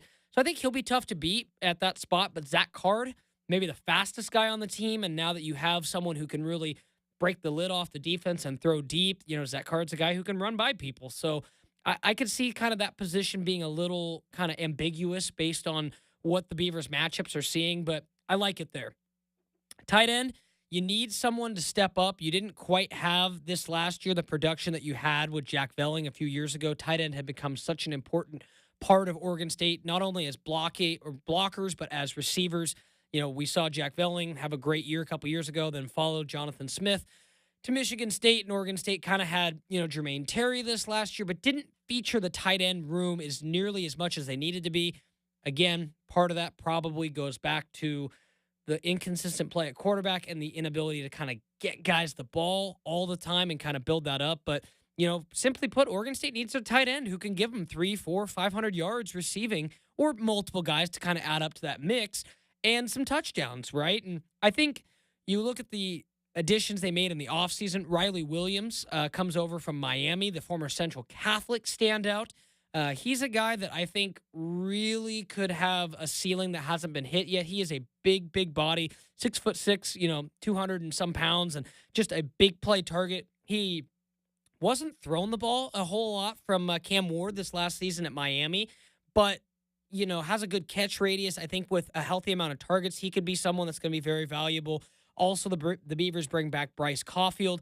We think he's going to be in line for a big season as well. Jackson Bowers came over from BYU in the tight end room as well. He's probably needs a little bit more time to develop, but I really like what I've seen from the tight end group, particularly Williams and Caulfield. Those two could be a strong 1-2 punch now that they've got someone consistent throwing the ball. Sliding over it a little bit more, offensive line. This is the biggest question mark on the team, in my opinion. And it's not like a question mark of concern where I'm like, hey, I don't know who's going to be blocking for Oregon State in a couple weeks. But it's like, it's closer to just a lot of unknowns and a lot of guys coming off injury.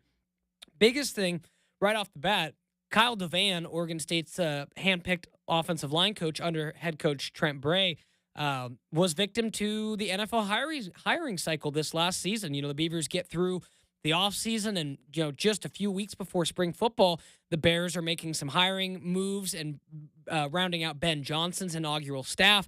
And Kyle Devan got an offer to go be an assistant offensive line coach with someone that he had worked with back from his time in the NFL earlier in his career. And, all of a sudden, just a few weeks before spring football started, the Beavers were looking for an offensive line coach. And, I credit, I don't discredit Kyle Devan at all. I think that's an awesome opportunity. And who wouldn't want to be on Ben Johnson's staff with what they're building there? And that's great, but it left Oregon State kind of in the lurch, and they were luckily able to head down the road and raid the Dan Lanning compound, and were able to find a former offensive line coach of their own, and Mike Cavanaugh, who was serving as an offensive line analyst for the Ducks down in Eugene, and he was conveniently available. For those who don't know, Mike Cavanaugh was Mike Riley's longtime offensive line coach for many of the Riley years. And, Trent Bray, and from what I heard, Gunderson, kind of gave him a call and told him what was up. And he and his wife were on their way. So, Cavanaugh trading in the green and yellow for orange and black. And I think that was a huge coup. You're not able to, to not have to go through the hiring process of being like, okay, here's the 6 or 7 people who I think would be intriguing as offensive line coaches. Let's see if there's, philosophies line up with mine. they knew somebody who was as Oregon State as Oregon State gets as far as knowing how to sell the place, sell the vision, sell the blue-collar nature that Trent Bray is all about. And that's awesome. And I think Mike Cavanaugh, a lot like the last couple coaches we've seen, will yield a strong offensive line unit. It just depends on what that unit looks like. After last season, the Beavers lost 4 starters from that group, and their centers, the only one back with extensive starting experience is Van Wells. Opted to return for his senior season. They're going to anchor around him. He's going to have NFL draft consideration after this year. Big-time center, going to play a key role. And then, we'll kind of see how they build out from there. The Beavers have a couple intriguing guys at guard. Tyler Volton is likely to be back. He was last season's starter at right guard before an injury, season-ending injury in the second game of the season, put him behind the 8 ball as far as a year-long recovery. He should be healthy and compete for one of those guard spots. You've brought in a couple transfer pieces. Josiah Timito from Nevada and Hawaii. He came in after playing, starting all 12 games for Nevada at right tackle last year. You've got a couple other experienced pieces you brought in. JT Hand from Arizona, Keon Cox, Will Larkins from Georgia State, a few other guys. Dylan Sikorsky's a promising returning player.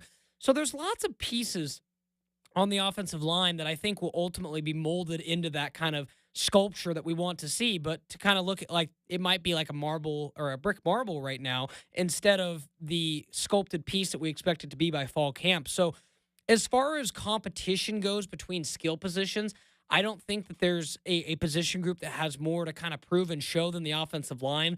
Again, Van Wells didn't really play in spring either. It was a, largely young group of guys that was seeing action as the Beavers had, Jacob Strand, Tyler Morano, a couple other guys that were, coming off injury, getting healthy. And to be honest, there weren't a lot of, healthy bodies come spring. So it was a very incomplete, you saw the defensive line and outside linebackers kind of be able to have their way with that offensive line at times. And that's why I said I don't think it was a complete true barometer of where that offensive line is. So fall camp is going to tell us a lot about the offensive line. And, switching gears to the defense real quick, defensive line and the defense as a whole. I remember having this conversation with Chad Doing on the radio, last fall when he was asking me about the injuries the Beavers had on defense. And I tell you, folks, I've covered Oregon State football myself for quite a long time.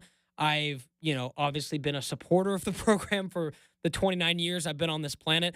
I've never seen a defense that was as injured as it was last year. So lots to obviously, improve upon just from getting guys back into the rotation. So we'll go ahead and take a quick break. When we come back, we'll continue on the defensive side of the ball, and we're going to talk, defense. We'll also run through the schedule because I think Oregon State's defense, anchored by Trent Bray being back on that side of the ball, is going to be where they make their bread this year. And I think that's going to be somewhere that is, or an aspect of this team that is something they can hang their hat on again. So we'll take a quick break. We'll move Oregon State. We'll continue the Oregon State football conversation coming up at 4:45. Top of the hour, we'll go ahead and move our law conversation. A couple things we want to touch base on top of the hour. You've got the Rip City Drive with Brendan Slaughter. Also, Keith Smith coming up at 5:20 here on the Rip City Drive.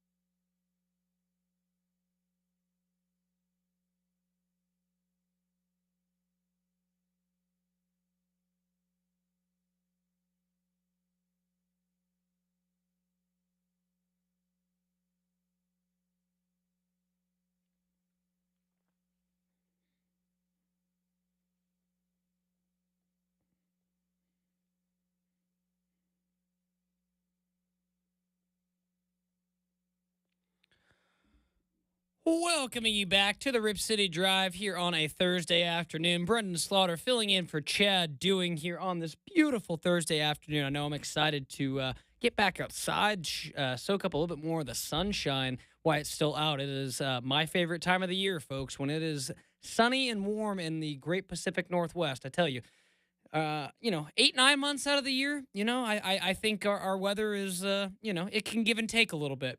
Now, the 3 months or 2.5 months, whatever you want to call it, when we get weather like this, I put Oregon weather up against anybody in the country. I think Oregon summers are some of the best summers, if not the best summers in the entire United States. It is awesome when it is, 80, 85 degrees. You got the greenery, or, the green ambiance around you and, rivers, lakes. It's just awesome.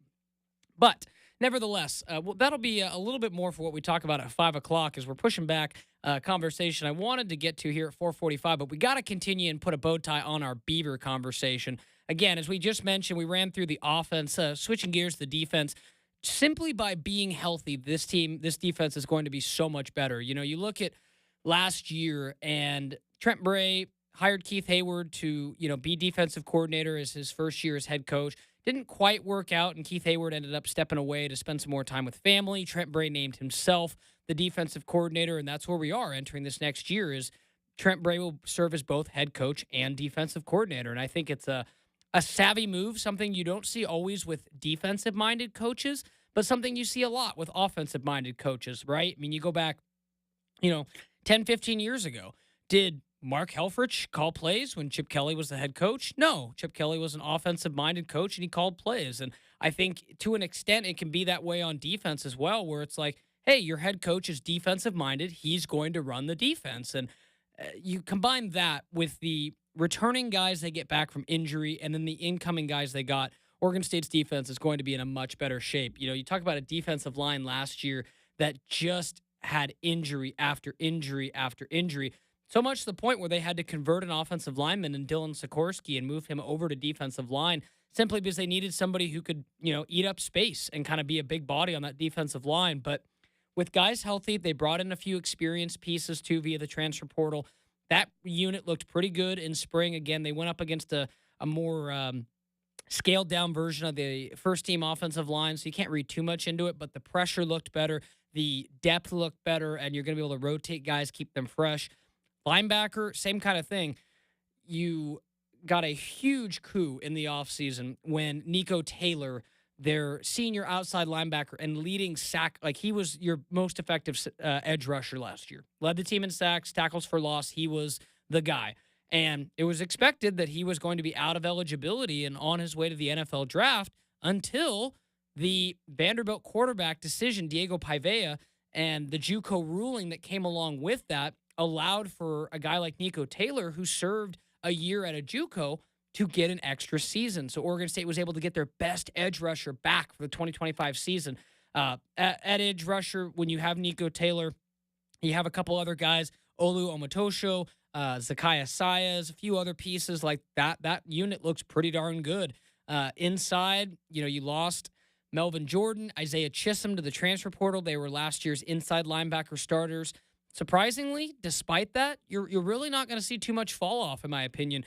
I think one of Oregon State's most promising young linebackers and is a recent memory that I can remember covering this program for quite some time is Dexter Foster, the young kid from Central Catholic in Portland right here. He's going to be entering in his sophomore season, and I think the sky's the limit for this kid. I think he plays extremely physical. He's a really smart linebacker, and what he was able to do early in his college career last year really turned a lot of heads. Look for him to be a starter. You also get Micaiah Tongue back after a near 2-year injury. He's an awesome story, someone you'd love just to root for as far as a guy who went through so much to get back on the field. They brought in a transfer from USC and Rajon Davis as well. Inside, they're going to be quite well as well. So as we kind of sit back and kind of work our way back, the top-end talent is good. The supporting depth is good. And then we arrive at defensive back.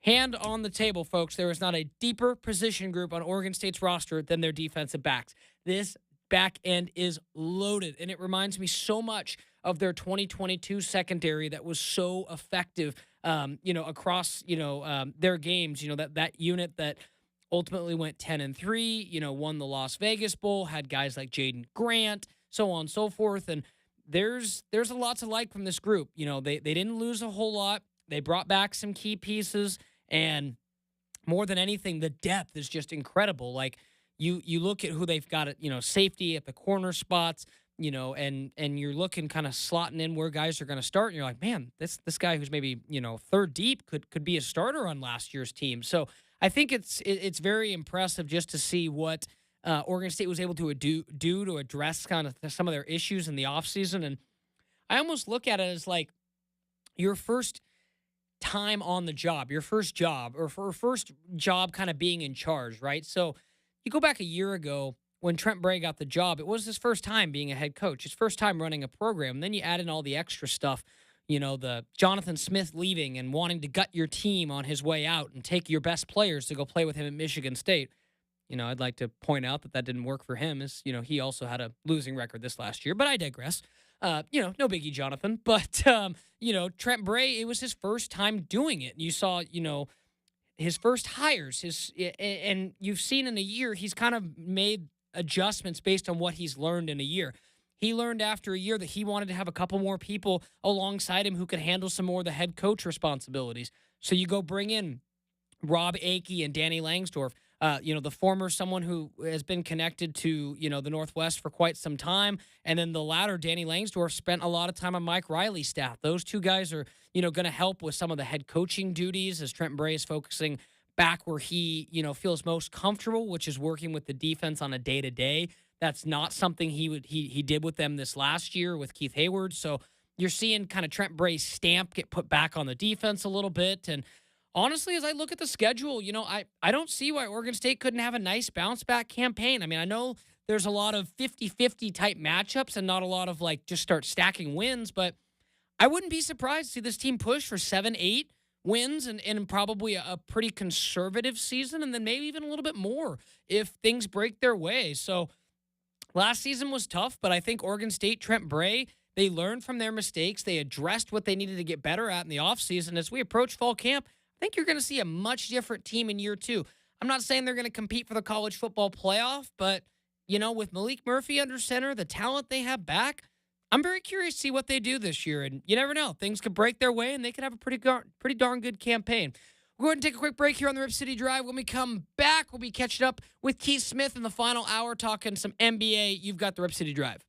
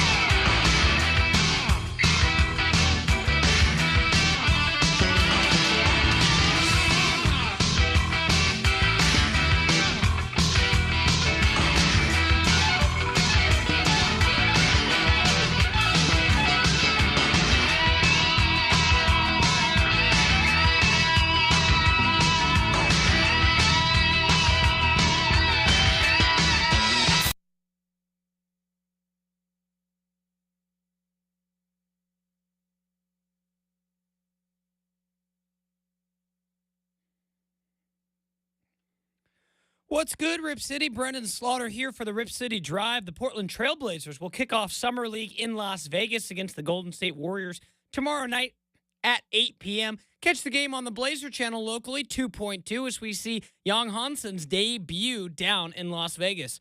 Oklahoma City Thunder NBA All-Star and champion Jalen Williams has agreed to a 5-year extension that could reach $287 million.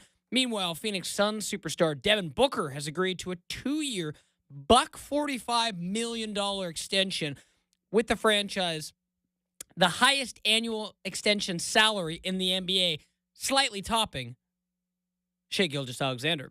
Coming up on the big show, we'll be catching up with Keith Smith from Spotrac here in about 20 minutes. Want to get Keith's thoughts on a whole bevy of things as we are in Summer League and get ready for the start of the new NBA season. You've got the Rip City Drive with Brendan Slaughter here on a Thursday.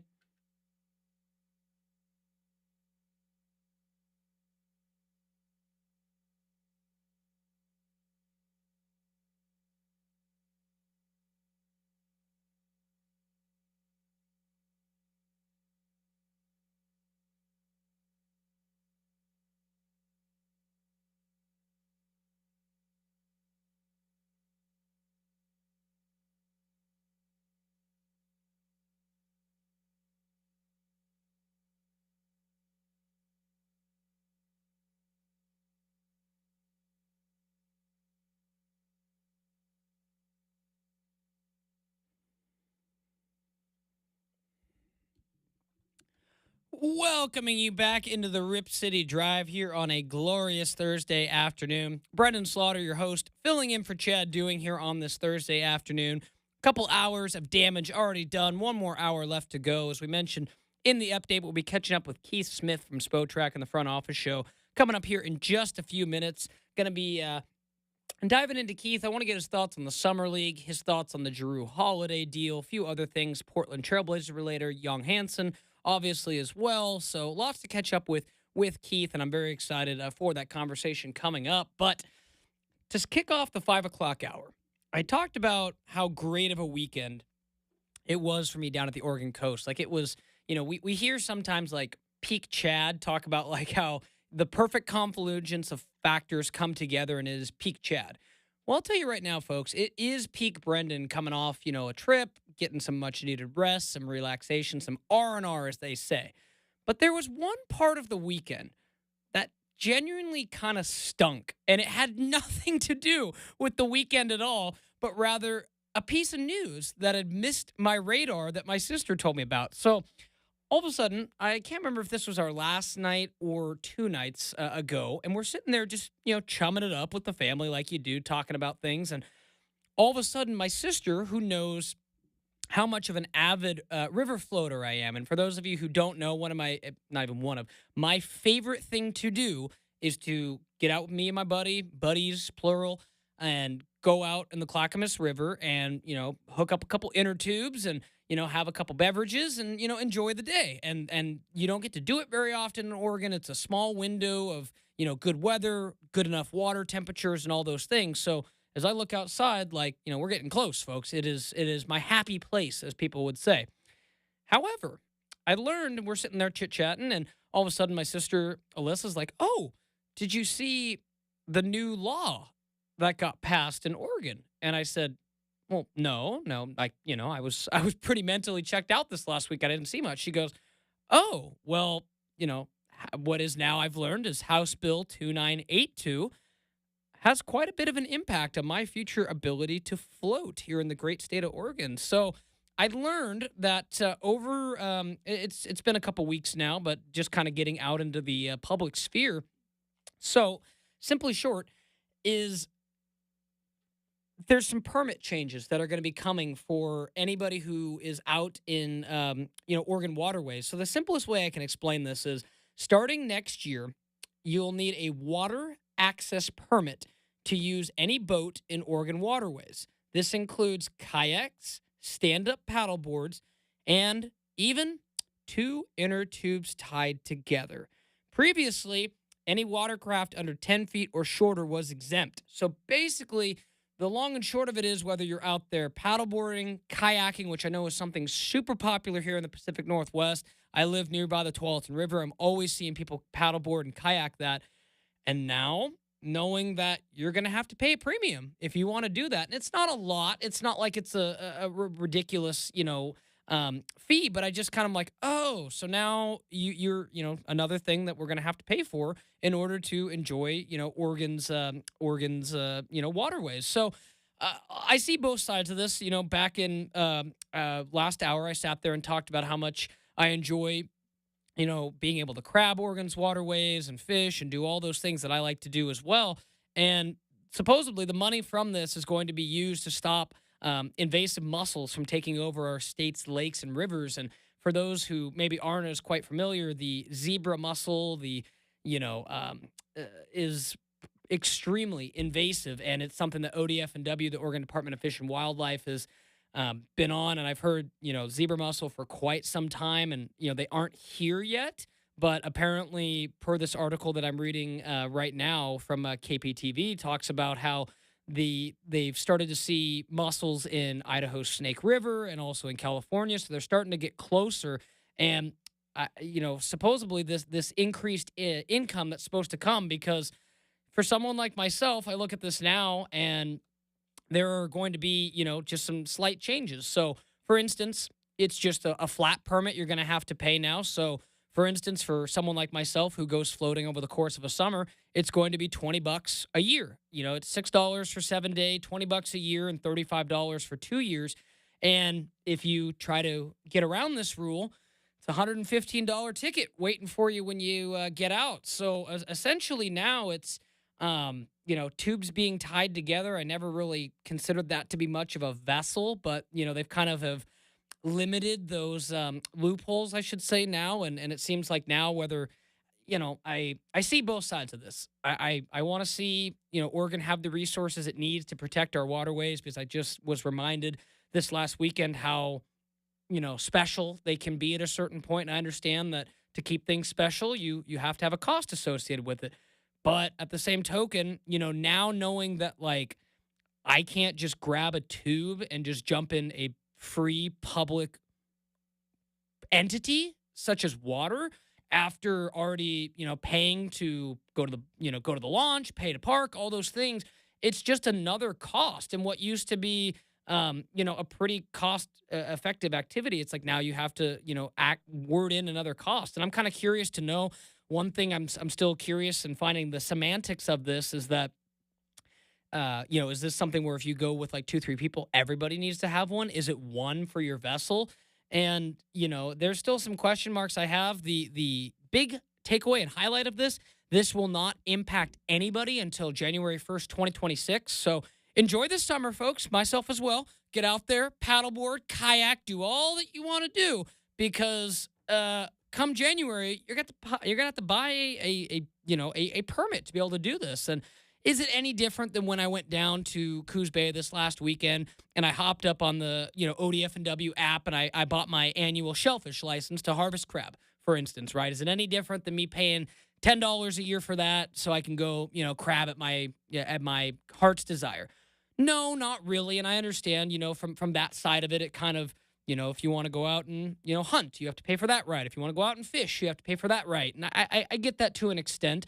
But this kind of hit home when someone's like, oh, yeah, you're going to have to pay just to be able to go river float now. And, it's something that I take a lot of pride in, leaving very little footprint when I go into the river. And it's nature's beauty, man. And I don't think there's anything as beautiful as, going down that Clackamas River when it's 85, 90 degrees and got a nice cool breeze and, some perfectly temperatured water. But to know that now there's, another cost that it's associated with it, of course, I'm going to pay it. I will, all those things. I'm not going to be a curmudgeon and be that guy. But I feel like it needed to be mentioned that, like, it's something that, like, even now, water is something that's not necessarily free. And I think that, I'm not the only one. I tell you, I'm not the only one, because I see the thousands of people that join me out there at Barton and Carver every summer where, I'm very curious to see how many of these folks actually go through with this next summer, like I said, your boy plays by the rules, so I will be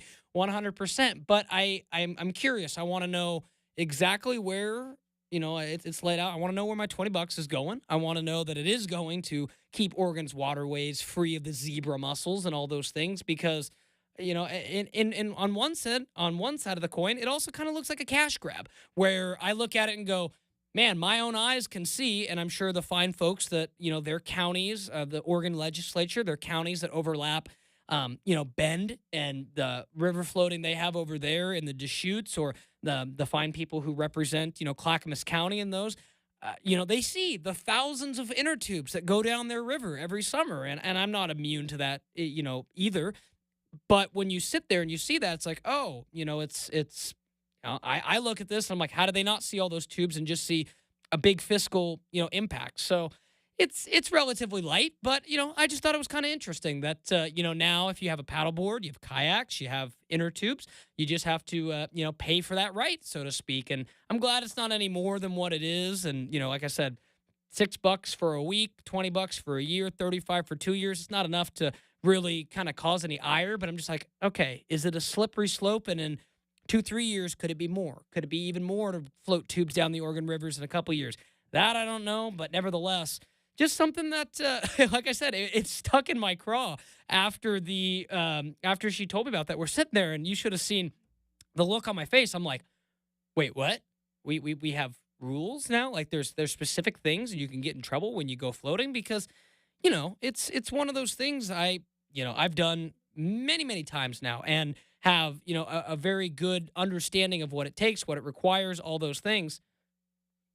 And, when you see now that it's not just tubers, it's the kayakers, it's the paddle boarders, and it's going to be interesting. Like I'm glad we have a summer to kind of work our way into this.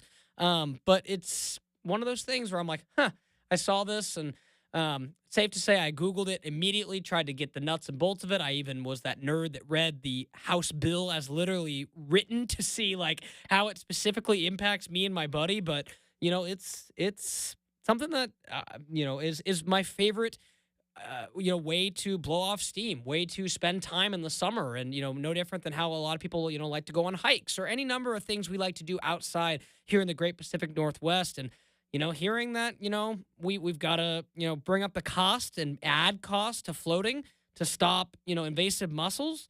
Okay, I'm on board. But after about a year, I want to see the proof in the pudding. Tell me where all that money is going and these mussels are actually being taken and steps being taken to keep them out of the state of Oregon. All right, well, we'll go ahead and take a quick break here on the Rip City Drive. When we come back, we'll be catching up with Keith Smith from Spotrac and the front office show. Lots to talk about with Keith, Drew Holiday, Anthony Simons, Young Hansen, lots of stuff. We're going to catch up with Keith. Excited to catch up with him coming up here in just a few. Here on the Rip City Drive, Brendan Slaughter filling in for Chad Doing on a Thursday.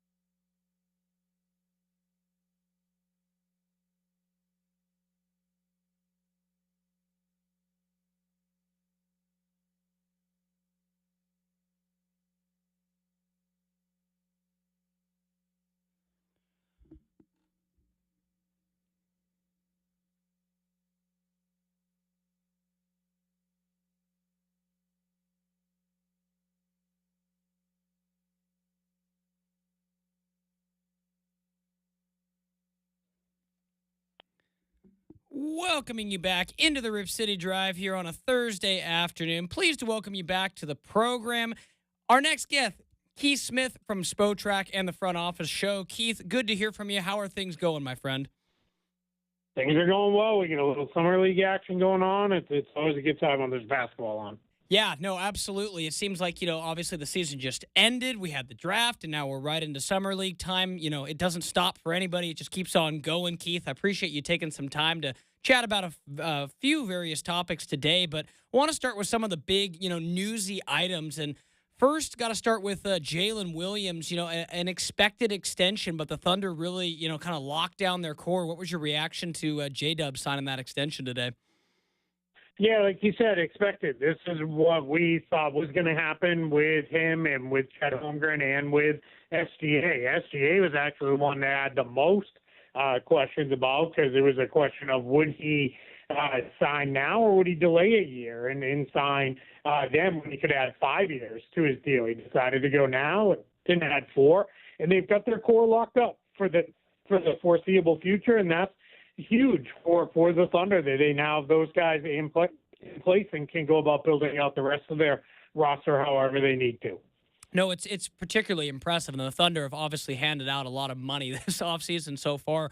Keith, the other big news was, Devin Booker signing a 2-year extension, and, you can tell that it was obviously intentional, but Devin Booker now on those 2 years will make more AP, annual value than Shai Gilgeous-Alexander. What was your reaction to that? Because when I saw it, I'm not saying Devin Booker isn't, deserving, but I kind of find it interesting that Devin Booker now will top SGA as far as the total year value.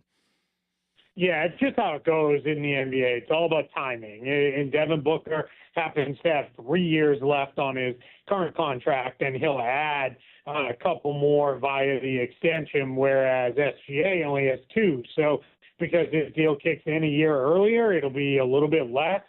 Booker's will be a little bit more because it comes in a year later with a year long more of cap growth. So that's just where it goes with these things. And it's funny. It was like how Jaylen Brown had the richest contract until then Jason Tatum had it, and then it'll be Luka, and that's just kind of how it goes. They're just going to keep going up, and up. Oh yeah, no, it definitely keeps handling that way. And I remember a couple years ago when Damian Lillard was at the end of his extension, and he was going to be one of the higher paid guys, and that was in the 60s, and you're like, that's low now. So money just keeps going up, Keith, for sure. And I found it particularly interesting, but as I look at it in Phoenix specifically, before we dive into Summer League, is there a part of it too where it's like Phoenix, they moved off Kevin Durant, Devin Booker is kind of the one guy there still from that, finals run a couple years ago, and he's their all-time leading scorer. Is this kind of just rewarding a guy for being there through literally it all? Because when Devin Booker got there, Phoenix was not good.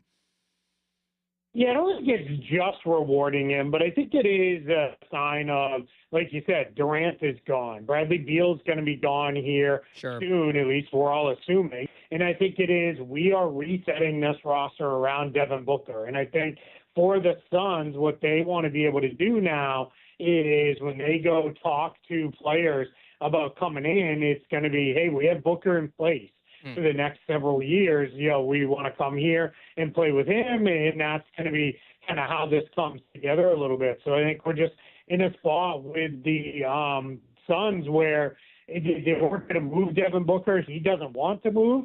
So let's get this done. Let's get everything set up, and then we can go about continuing this reshaping of the roster, because the roster is, quite frankly, still a mess. Yeah, catching up with Keith Smith from the Front Office Show and Spotrac. Keith, appreciate your time. Let's dive into NBA Summer League. Just as a whole, what are kind of some of the biggest storylines you're keeping an eye on as we kind of get into Vegas Summer League? Yeah, I mean, it's playing out right now, but Cooper Flagg, what does he look like? He's playing right now. He just had a run-out dunk. I'm watching it while I talk to you. So he made a big play and then just made a jumper over a little pretty good contest. So he looks pretty good early on, and I think, Mavs fans are going to be excited. And then it's the rookies. It's the returning players who are in year 2 or in some cases year 3. Those guys were expected to really see them come out and just look so much better than everybody else, because that's got to be, what you have to do for those guys. They've already kind of been there, done that. They're established, rostered players. They should look pretty good. And then with the rest of these guys here, like I said, the rookie players are just getting your first look at them. Do they look good physically? Do they look like they're overwhelmed by the speed and physicality of the game? For the most part, you don't want to draw too big of conclusions one way or another from Summer League, but it's at least the first look at these guys on the floor in NBA action. For sure. Couldn't agree more. And, not like it really is indicative. Like, I don't know if you can say, like, hey, a team goes and wins the Summer League and a couple years later they're going to be really good I don't know if it's, directly correlated, but just this year, who do you think, as you've kind of prepped on it, who do you think has some of the better rosters and could actually make a run at the Summer League championship this year? Oh, geez. It's funny. I don't really care at all about who wins these games. Sure. And I don't know how much the teams really care either, because I've seen teams when it used to be a much more it used to be like an 8-team Summer League playoff. Sure. You would see teams shut guys down because it's like, we already saw what we needed out of them. Now, that said, you want to look at the teams who are bringing a lot of guys who are rostered guys, to Summer League. So I think Utah has quite a few guys who can really play on their roster. New Orleans had some guys earlier today. Those are the teams you're looking at where it is, okay, this group brought in 6, 7, 8, 9 guys that are going to actually be on the roster, and it's not just as quite a thrown together group of guys who are hopefuls. Those teams tend to have a little bit more success. Absolutely. And, just to focus in on the Trailblazers a little bit here, Keith, to your point, the Blazers are one of those teams that don't have a whole lot of, expected roster guys who are going to, be on the Summer League roster. You've got, Ryan Rupert, you've got a couple two-way guys, but the big name is Young Hansen. And I think most Portland fans are going to be curious to see what their first-round pick from China can do this year, and particularly in Summer League, Keith. What do you think would be an appropriate expectation and for Young Hansen? And do you think that there's, a best case scenario for Portland fans coming out of Summer League with him? Yeah, I think you want to see, can he keep up with the speed and the physicality of the game. Summer League is, in a lot of ways, it's played faster even than NBA regular season games because there's just a very much a glorified pickup nature to it, right, where it's a lot more up and down. And if he's hanging in there with that, he's probably going to be okay, when we get into the NBA games. And is he, holding up physically, like I said? So those are the things you're looking for. And then after that, what skills do they show? What are they tasking him with? Are they, it's very unfair to him, but we heard all of the Chinese Jokic, right, comments and those kind of things. And that's, we shouldn't be comparing anybody to Nikola Jokic. Right. But I think, all right, are they running some stuff through him? Does he look comfortable with the ball in his hands on the perimeter and those sort of things? If he does, then I think you can feel pretty good about that stuff. So I think, for the most part, we'll see kind of how this comes together for him. But those are the things you're looking for out in Las Vegas. Yeah, no, for sure. And I was kind of curious. This is our first time we've caught up, Keith, since they drafted him. Just what was your kind of reaction to the Blazers kind of making a bit of a surprise pick with Young Hansen there? And is there, I see where they, the potential could be there. I mean, do you think it's largely kind of a potential pick as well? Yeah, I'm going to pick on you a little bit because I don't think it was a bit of a surprise. I think it was an absolute complete shocker out of nowhere. It was, Keith. You're right. You're right. So I think it was, this is the thing. When you make a pick that's considered to be kind of that far off the board, I always say you better be right. Right? Because if you got it right, then they're just going to talk about what a genius you were to make that pick. If it doesn't go well, then it's going to be, all we're going to hear for the next decade is look at all the guys who went behind them that they could have had instead. And that'll be, where this goes. But they seem to be big believers in his skill set. I was a little confused, especially with Donovan Clingan, and then you had DeAndre Ayton in the fold. But bigs are coming back into, vogue in the NBA. And if Portland feels like, hey, Ayton's obviously out of there, we feel like now we can put Clingan and Young together, and those two guys can give us 48 minutes of center play, well, then you're covered. And if you can get anything with them together at the same time. And that's probably going to take some time to develop if we even get there. Sure. So much the better. So I think we're really in an interesting spot with Portland and how that's going to develop there. That definitely a shocking pick, but we'll see how it plays out. And one thing too, nothing we learn here in Vegas over the next week and a half or so is going to tell us whether or not he's good or not. That'll come years of actual NBA action. No, for sure. And I think it'll be important for Portland fans, whether it's either really, really good play, maybe some play that needs improvement, not to get, too high or too low on what you see, because I think it is, a developmental piece and a guy who will need to develop a little bit. But to your point, Keith, everything we've heard around here, and you don't say anything otherwise, but like you said, they believe in him, and I'm just curious to see what happens when he gets on the court and see him play. Just a couple more things for you, Keith. Keith Smith from the Front Office Show and Spotrac here on the Rip City Drive. Switching gears a little bit, Keith. Boston Celtics and Trailblazers recently made the Jrue Holiday-Anthony Simons swap official. A few changes following an updated look at the medicals for Holiday that removed the draft compensation Portland was going to send to Boston. What's kind of your take on that deal, and then maybe your updated take since they tweaked things a little bit with the compensation? Yeah, when the deal was announced or reported, I should say, it was a little odd that Portland was the one putting in the second-round picks because it was very well known Boston was trying to get off salary, and that's where they were able to get off not only salary for this season but long-term salary as well with moving Jrue Holiday's contract. So that part was a little weird to kind of get into initially. Then when we started to get the reporting out this week of those picks came out, it starts to make a little more sense. The value is still, I think, potentially a little bit strange for Portland to be making this move, but I've been told they see the way they played in the second half of last year as closer to the team they think they can be, and they believe they can be a playoff team. And if that's where they're at, then this is a good move because you'll get a guy like Holiday who will help quite a bit for the Trailblazers. So that's going to be important for them. So I think they're going to be in good shape with him. And as far as I know now, some people are like, wait, did we get an injured player? My guess is there was a little bit of a shoulder issue he had and then a little bit of a hamstring problem. I guess it was something semi-related to that. In Boston, at the end of the day, they're still achieving what their goals were. Portland didn't want to unwind the trade and cause any issues, so you get the draft picks out of there and everybody moves along. Yeah, I definitely agree with your take on it, Keith. I was on vacation this last weekend, and when I saw the news break that it was going to be a straight swap, I was immediately like, oh yeah, I want to catch up with Keith this week because he covers Boston pretty closely. That was kind of my next question was, do you think, and just from what I've heard from the Blazers side of things, whatever that was doesn't seem to be enough to really bother them? Just from what you had heard, is it anything to be concerned about as far as Jrue Holiday's health?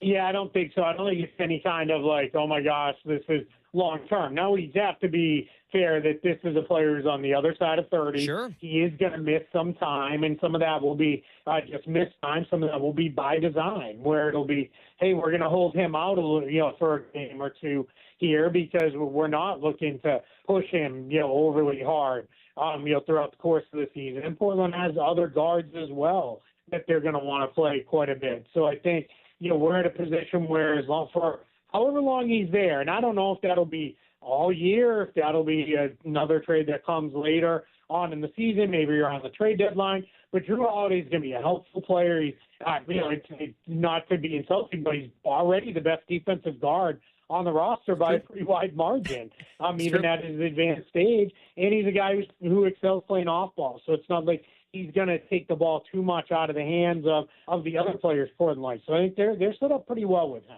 Yeah, I think, the player reaction was interesting, and as soon as the trade was announced, something that went kind of viral around here is, Scoot Henderson was particularly happy on social media the Blazers acquired Jrue Holiday, and that was kind of like my next question for you, Keith, is like, you mentioned he's 35 years old, but he's a multi-time champ, and maybe the gold standard in the modern era for what you want your point guard to play defense as, or league guard, two guard, whatever it is.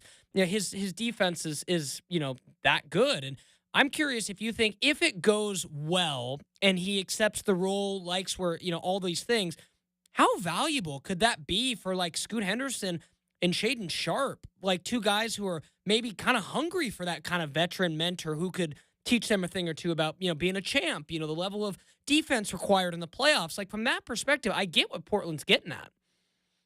Yeah, huge. And the fact that they're going to get to go against him every single day as well in practice, that's going to be big for those two guys. There's no way that any time that they spend together is going to go poorly.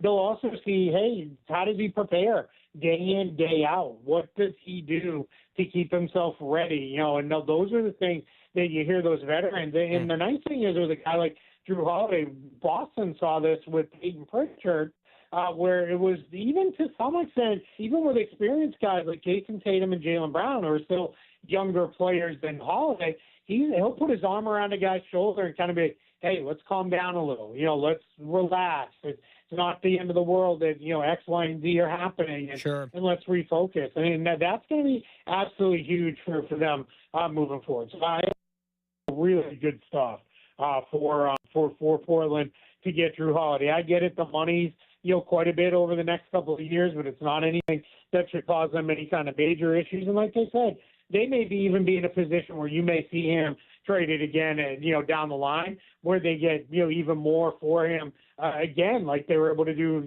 previously when they traded him to Boston. Right. No, and it's kind of interesting because along like it seems like a lazy kind of comparison, Keith, but like is Portland's like best case scenario with Jrue Holiday like what the Oklahoma City Thunder got out of Chris Paul a handful of years ago? Yeah, a little bit. Yeah, you're hoping, he could come in and really show a young group of guys, hey, this is how we have to work. Sure. These are the things we need to do. This is what we need to do on and off the court. I will also tell you, he will be beloved off court. He and his wife, Lauren, as people know, she was a member of the U.S. women's national soccer team. They are extremely involved everywhere they've been, doing off-court things. It's a really big family. And all you need to know is Boston was crushed to be in a position to have to make a move like this with Jrue Holiday and with Kristaps Porzingis, because they absolutely love those guys. And anytime you hear a team is like, man, we really didn't want to do this, but we kind of had to, right? Because of where they were at with the second aprons. That just tells the story itself. It totally does, and I want to get your take too, because as I mentioned, Keith, you're obviously you cover Boston pretty close too, and I'm curious your thought on Anthony Simons fitting with Boston. Do you think he's going to factor in this year? I know we've seen some rumors that Boston could even look to move him again. Is there a chance Boston keeps him and wants to pay him? What do you think? And how do you think he kind of fits with their core? It's kind of intriguing. Yeah, it's definitely there's a fit that makes a lot of sense there, where it could be. All right, Anthony Simons comes in there without Jason Tatum for most, if not all, of next season. So you get Anthony Simons in there, and that's 20 points per game. The Celtics love to shoot three-pointers. That's True. Anthony Simons' bread and butter. You get him out there, let it fly, right? And they also are committed to really playing fast this upcoming season. The Celtics have said they really want to pick up the pace. They felt like they've played too slowly over the course of the last year. So I think there's a world where we see him fitting quite well. That said, they're still dealing with apron issues and luxury tax problems and all the things that are there. So I think they're going to do what they can to try to make a move or two that puts them in a position to be even more flexibility under those aprons. And if that means moving on from Anthony Simons, I think there's a chance we could see that be the play. Just a couple more things left for Keith Smith from Spotrac and the Front Office Show. Really appreciate your time, Keith. More Blazer related. We talked about, them having Donovan Clingan and Young Hansen and that looking like it's probably going to be more of the front court rotation. Duop Reith is under center, but at a contract number that's not really prohibitive. Do you think now that we've seen DeAndre Ayton moved on, and I don't know what the value is, do you think the Blazers could look to move Robert Williams? Yeah, I think so. I think we're in the position now in the offseason where the early waves of free agency and trades are over. So now we're in a spot where it is, all right, where are we going from here forward? with these guys. And I think what we're going to see with the Trailblazers is they've got a handful of veteran guys like that, where a team may find themselves here at the end of this week or so saying, all right, the music's kind of stopped, the chairs are all taken up, but what can we do now? Where we can't do anything via free agency, but via trade we can go get help. There's still teams looking for big men, so I think Robert Williams could get moved. I think at this point we can clearly tell there's not really a place for him in Portland, so I think they would like to move him if they can. But I would also say, if there's deals that come up for other veterans on the roster, like Matisse Thybulle, or we already talked about Holiday, or even like Jeremy Grant. If something comes up for one of those guys, I think they're certainly going to listen to it and be open to it. Yeah, no, those were a couple more guys. That was the last thing I wanted to ask you, Keith, because I started to hear a few things about Matisse Thybulle, and he's at a not quite Duop Reef, but at a much more Robert Williams type number. I'm just curious for you, because I've thought the same thing about Jeremy Grant, but how prohibitive is it to move him for his contract point right now? Yeah, it really depends. If Portland's willing to take back some money that maybe isn't seen as so good for maybe another position in a rebalance trade or something, that's certainly a way you can get out of it. I don't think the Trailblazers are anywhere near or even need to be even close to a position where it is, all right, we got to get off this money so badly, we're going to start trading picks or anything like that. That would be a huge mistake, and they should not do that. They need to be smart about this, let it play out, and see where it goes. I personally don't think Jeremy Grant's contract is that underwater given where it is. It's not a max deal. Yeah, it's a big contract, but I don't think it's anything in that position where we need to kind of get to a spot where it is, we got to give up first-round picks to get offered or anything like that. That should not be a thing Portland needs to do. Absolutely, and definitely going to be curious to see what kind of movement there is, because it seems like you said, Keith, the first wave is gone, but just what's going to happen here as Summer League goes on, and so with it. So I really appreciate your time, Keith. It was great to catch up and touch base on a whole bunch of different topics. So I'll let you get back to Summer League watching. I turned it on myself as I'm talking to you, and Cooper Flagg wants to destroy the rim. It seems like every time he gets into the paint. Yeah, he's doing a pretty good job getting by guys and getting downhill. So, and that's definitely one of the skills he has, and he's showing that off here quite a bit today. Absolutely. And, Keith, appreciate your time. Look forward to catching up down the line, my friend. Thank you so much for having me. Keith Smith from the Front Office Show and Spotrac. Again, like I said, I just turned it on. Cooper Flagg has been looking to do damage to that rim, and it's against the Lakers, and more specifically against Bronny James. So, by all means, Cooper, put Bronny on a poster. I'm here for it. All right. Well, again, big shout out to Keith Smith. That was an awesome, informative conversation last 20 minutes. Again, I love Keith's thoughts. He is as plugged in as anybody when it comes to the NBA. And again, hearing some chatter, right? The Blazers aren't done, but I want to see what else they got. They got a couple more moves. We maybe got a free agent signing coming. What are we going to see from these Portland Trailblazers beyond just Summer League? We'll go ahead and take a quick break here on the Rip City Drive. When we come back, we'll be wrapping up, putting a bow tie on this great show. Big shout out again to Keith Smith for joining us last segment. You've got the Rip City Drive on a Thursday.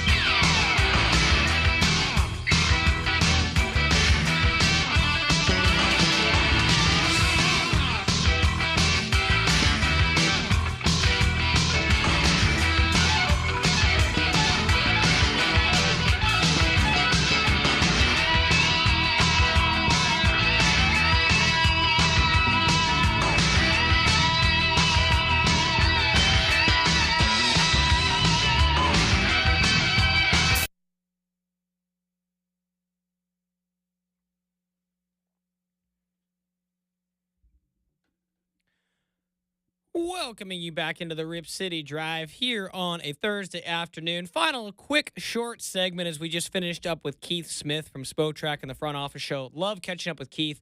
His NBA insight is definitely top notch and very curious. Again, he covers the Celtics, particularly closely, more so than maybe, any other team.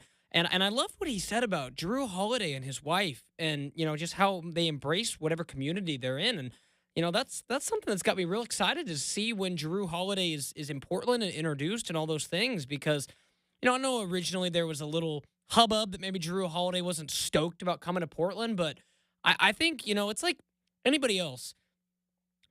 Most of these guys that maybe aren't jazzed to go to Portland, it's from when they're here in December, January, February, and Portland's maybe not the best, weathered place. You come to Portland now in the middle of summer, man. I mean, I think he'd probably be pleasantly surprised by what Portland can offer. So I'm really excited to hear, positive things about Jrue Holiday and Keith hearing that, not really anything major with the medicals and all that thing too. So I'm very excited to see when he and his wife, arrive in Portland and get a part of the community because you've heard that time and time again with guys who come here. Even Carmelo Anthony, who we all knew really didn't want to come to Portland and for the longest time. Once he got here, he was like, oh, yeah, Portland's. It's not too bad, right? So, I think that's definitely kind of cool. And again, big shout out to Keith Smith. Big shout out to Sean Highkin back in hour number 1. Appreciate you guys hearing the story about my trips as well this last week. I had a great time down at the Oregon coast. And big shout out to Michael Shacker for producing the show today. The Blazers will begin Summer League play against Golden State tomorrow night, 8 p.m. Again, the nightcap game tomorrow. It's going to be on our local channel, the Blazer Channel 2.2, in addition to, I believe, ESPN as well. But, seeing young Hansen, right? That is, you talked about Keith. He gave me a little bit of a hard time saying, and it's true, one of the more surprising, if not the most surprising draft pick. We got to see how he looks in Summer League. I'm very excited to see, him kind of take to the court and see what he was able to do as far as potential. And it's going to be exciting. So tomorrow night, young Hansen and the Blazers take on the Golden State Warriors. And then stay tuned. Coming up here on Rip City Drive, the Hillsboro Hops are on Rip City Radio shortly after the conclusion of Rip City Drive. The Hops are home at Hillsboro Ballpark hosting Vancouver tonight. So if you're looking for some hopped up baseball, make sure to keep it locked right here to Rip City Radio 620. That'll go ahead and wrap it up for us today. Big shout out to Michael Shacker, Chad Doing for giving me the mic today. Talk about my last couple days in addition to all the awesome sports stuff that has happened. I will be talking to you guys next time. Appreciate everyone tuning in and joining the program today, including our guest and including Jackie from Sherwood back in hour number 1. You guys have been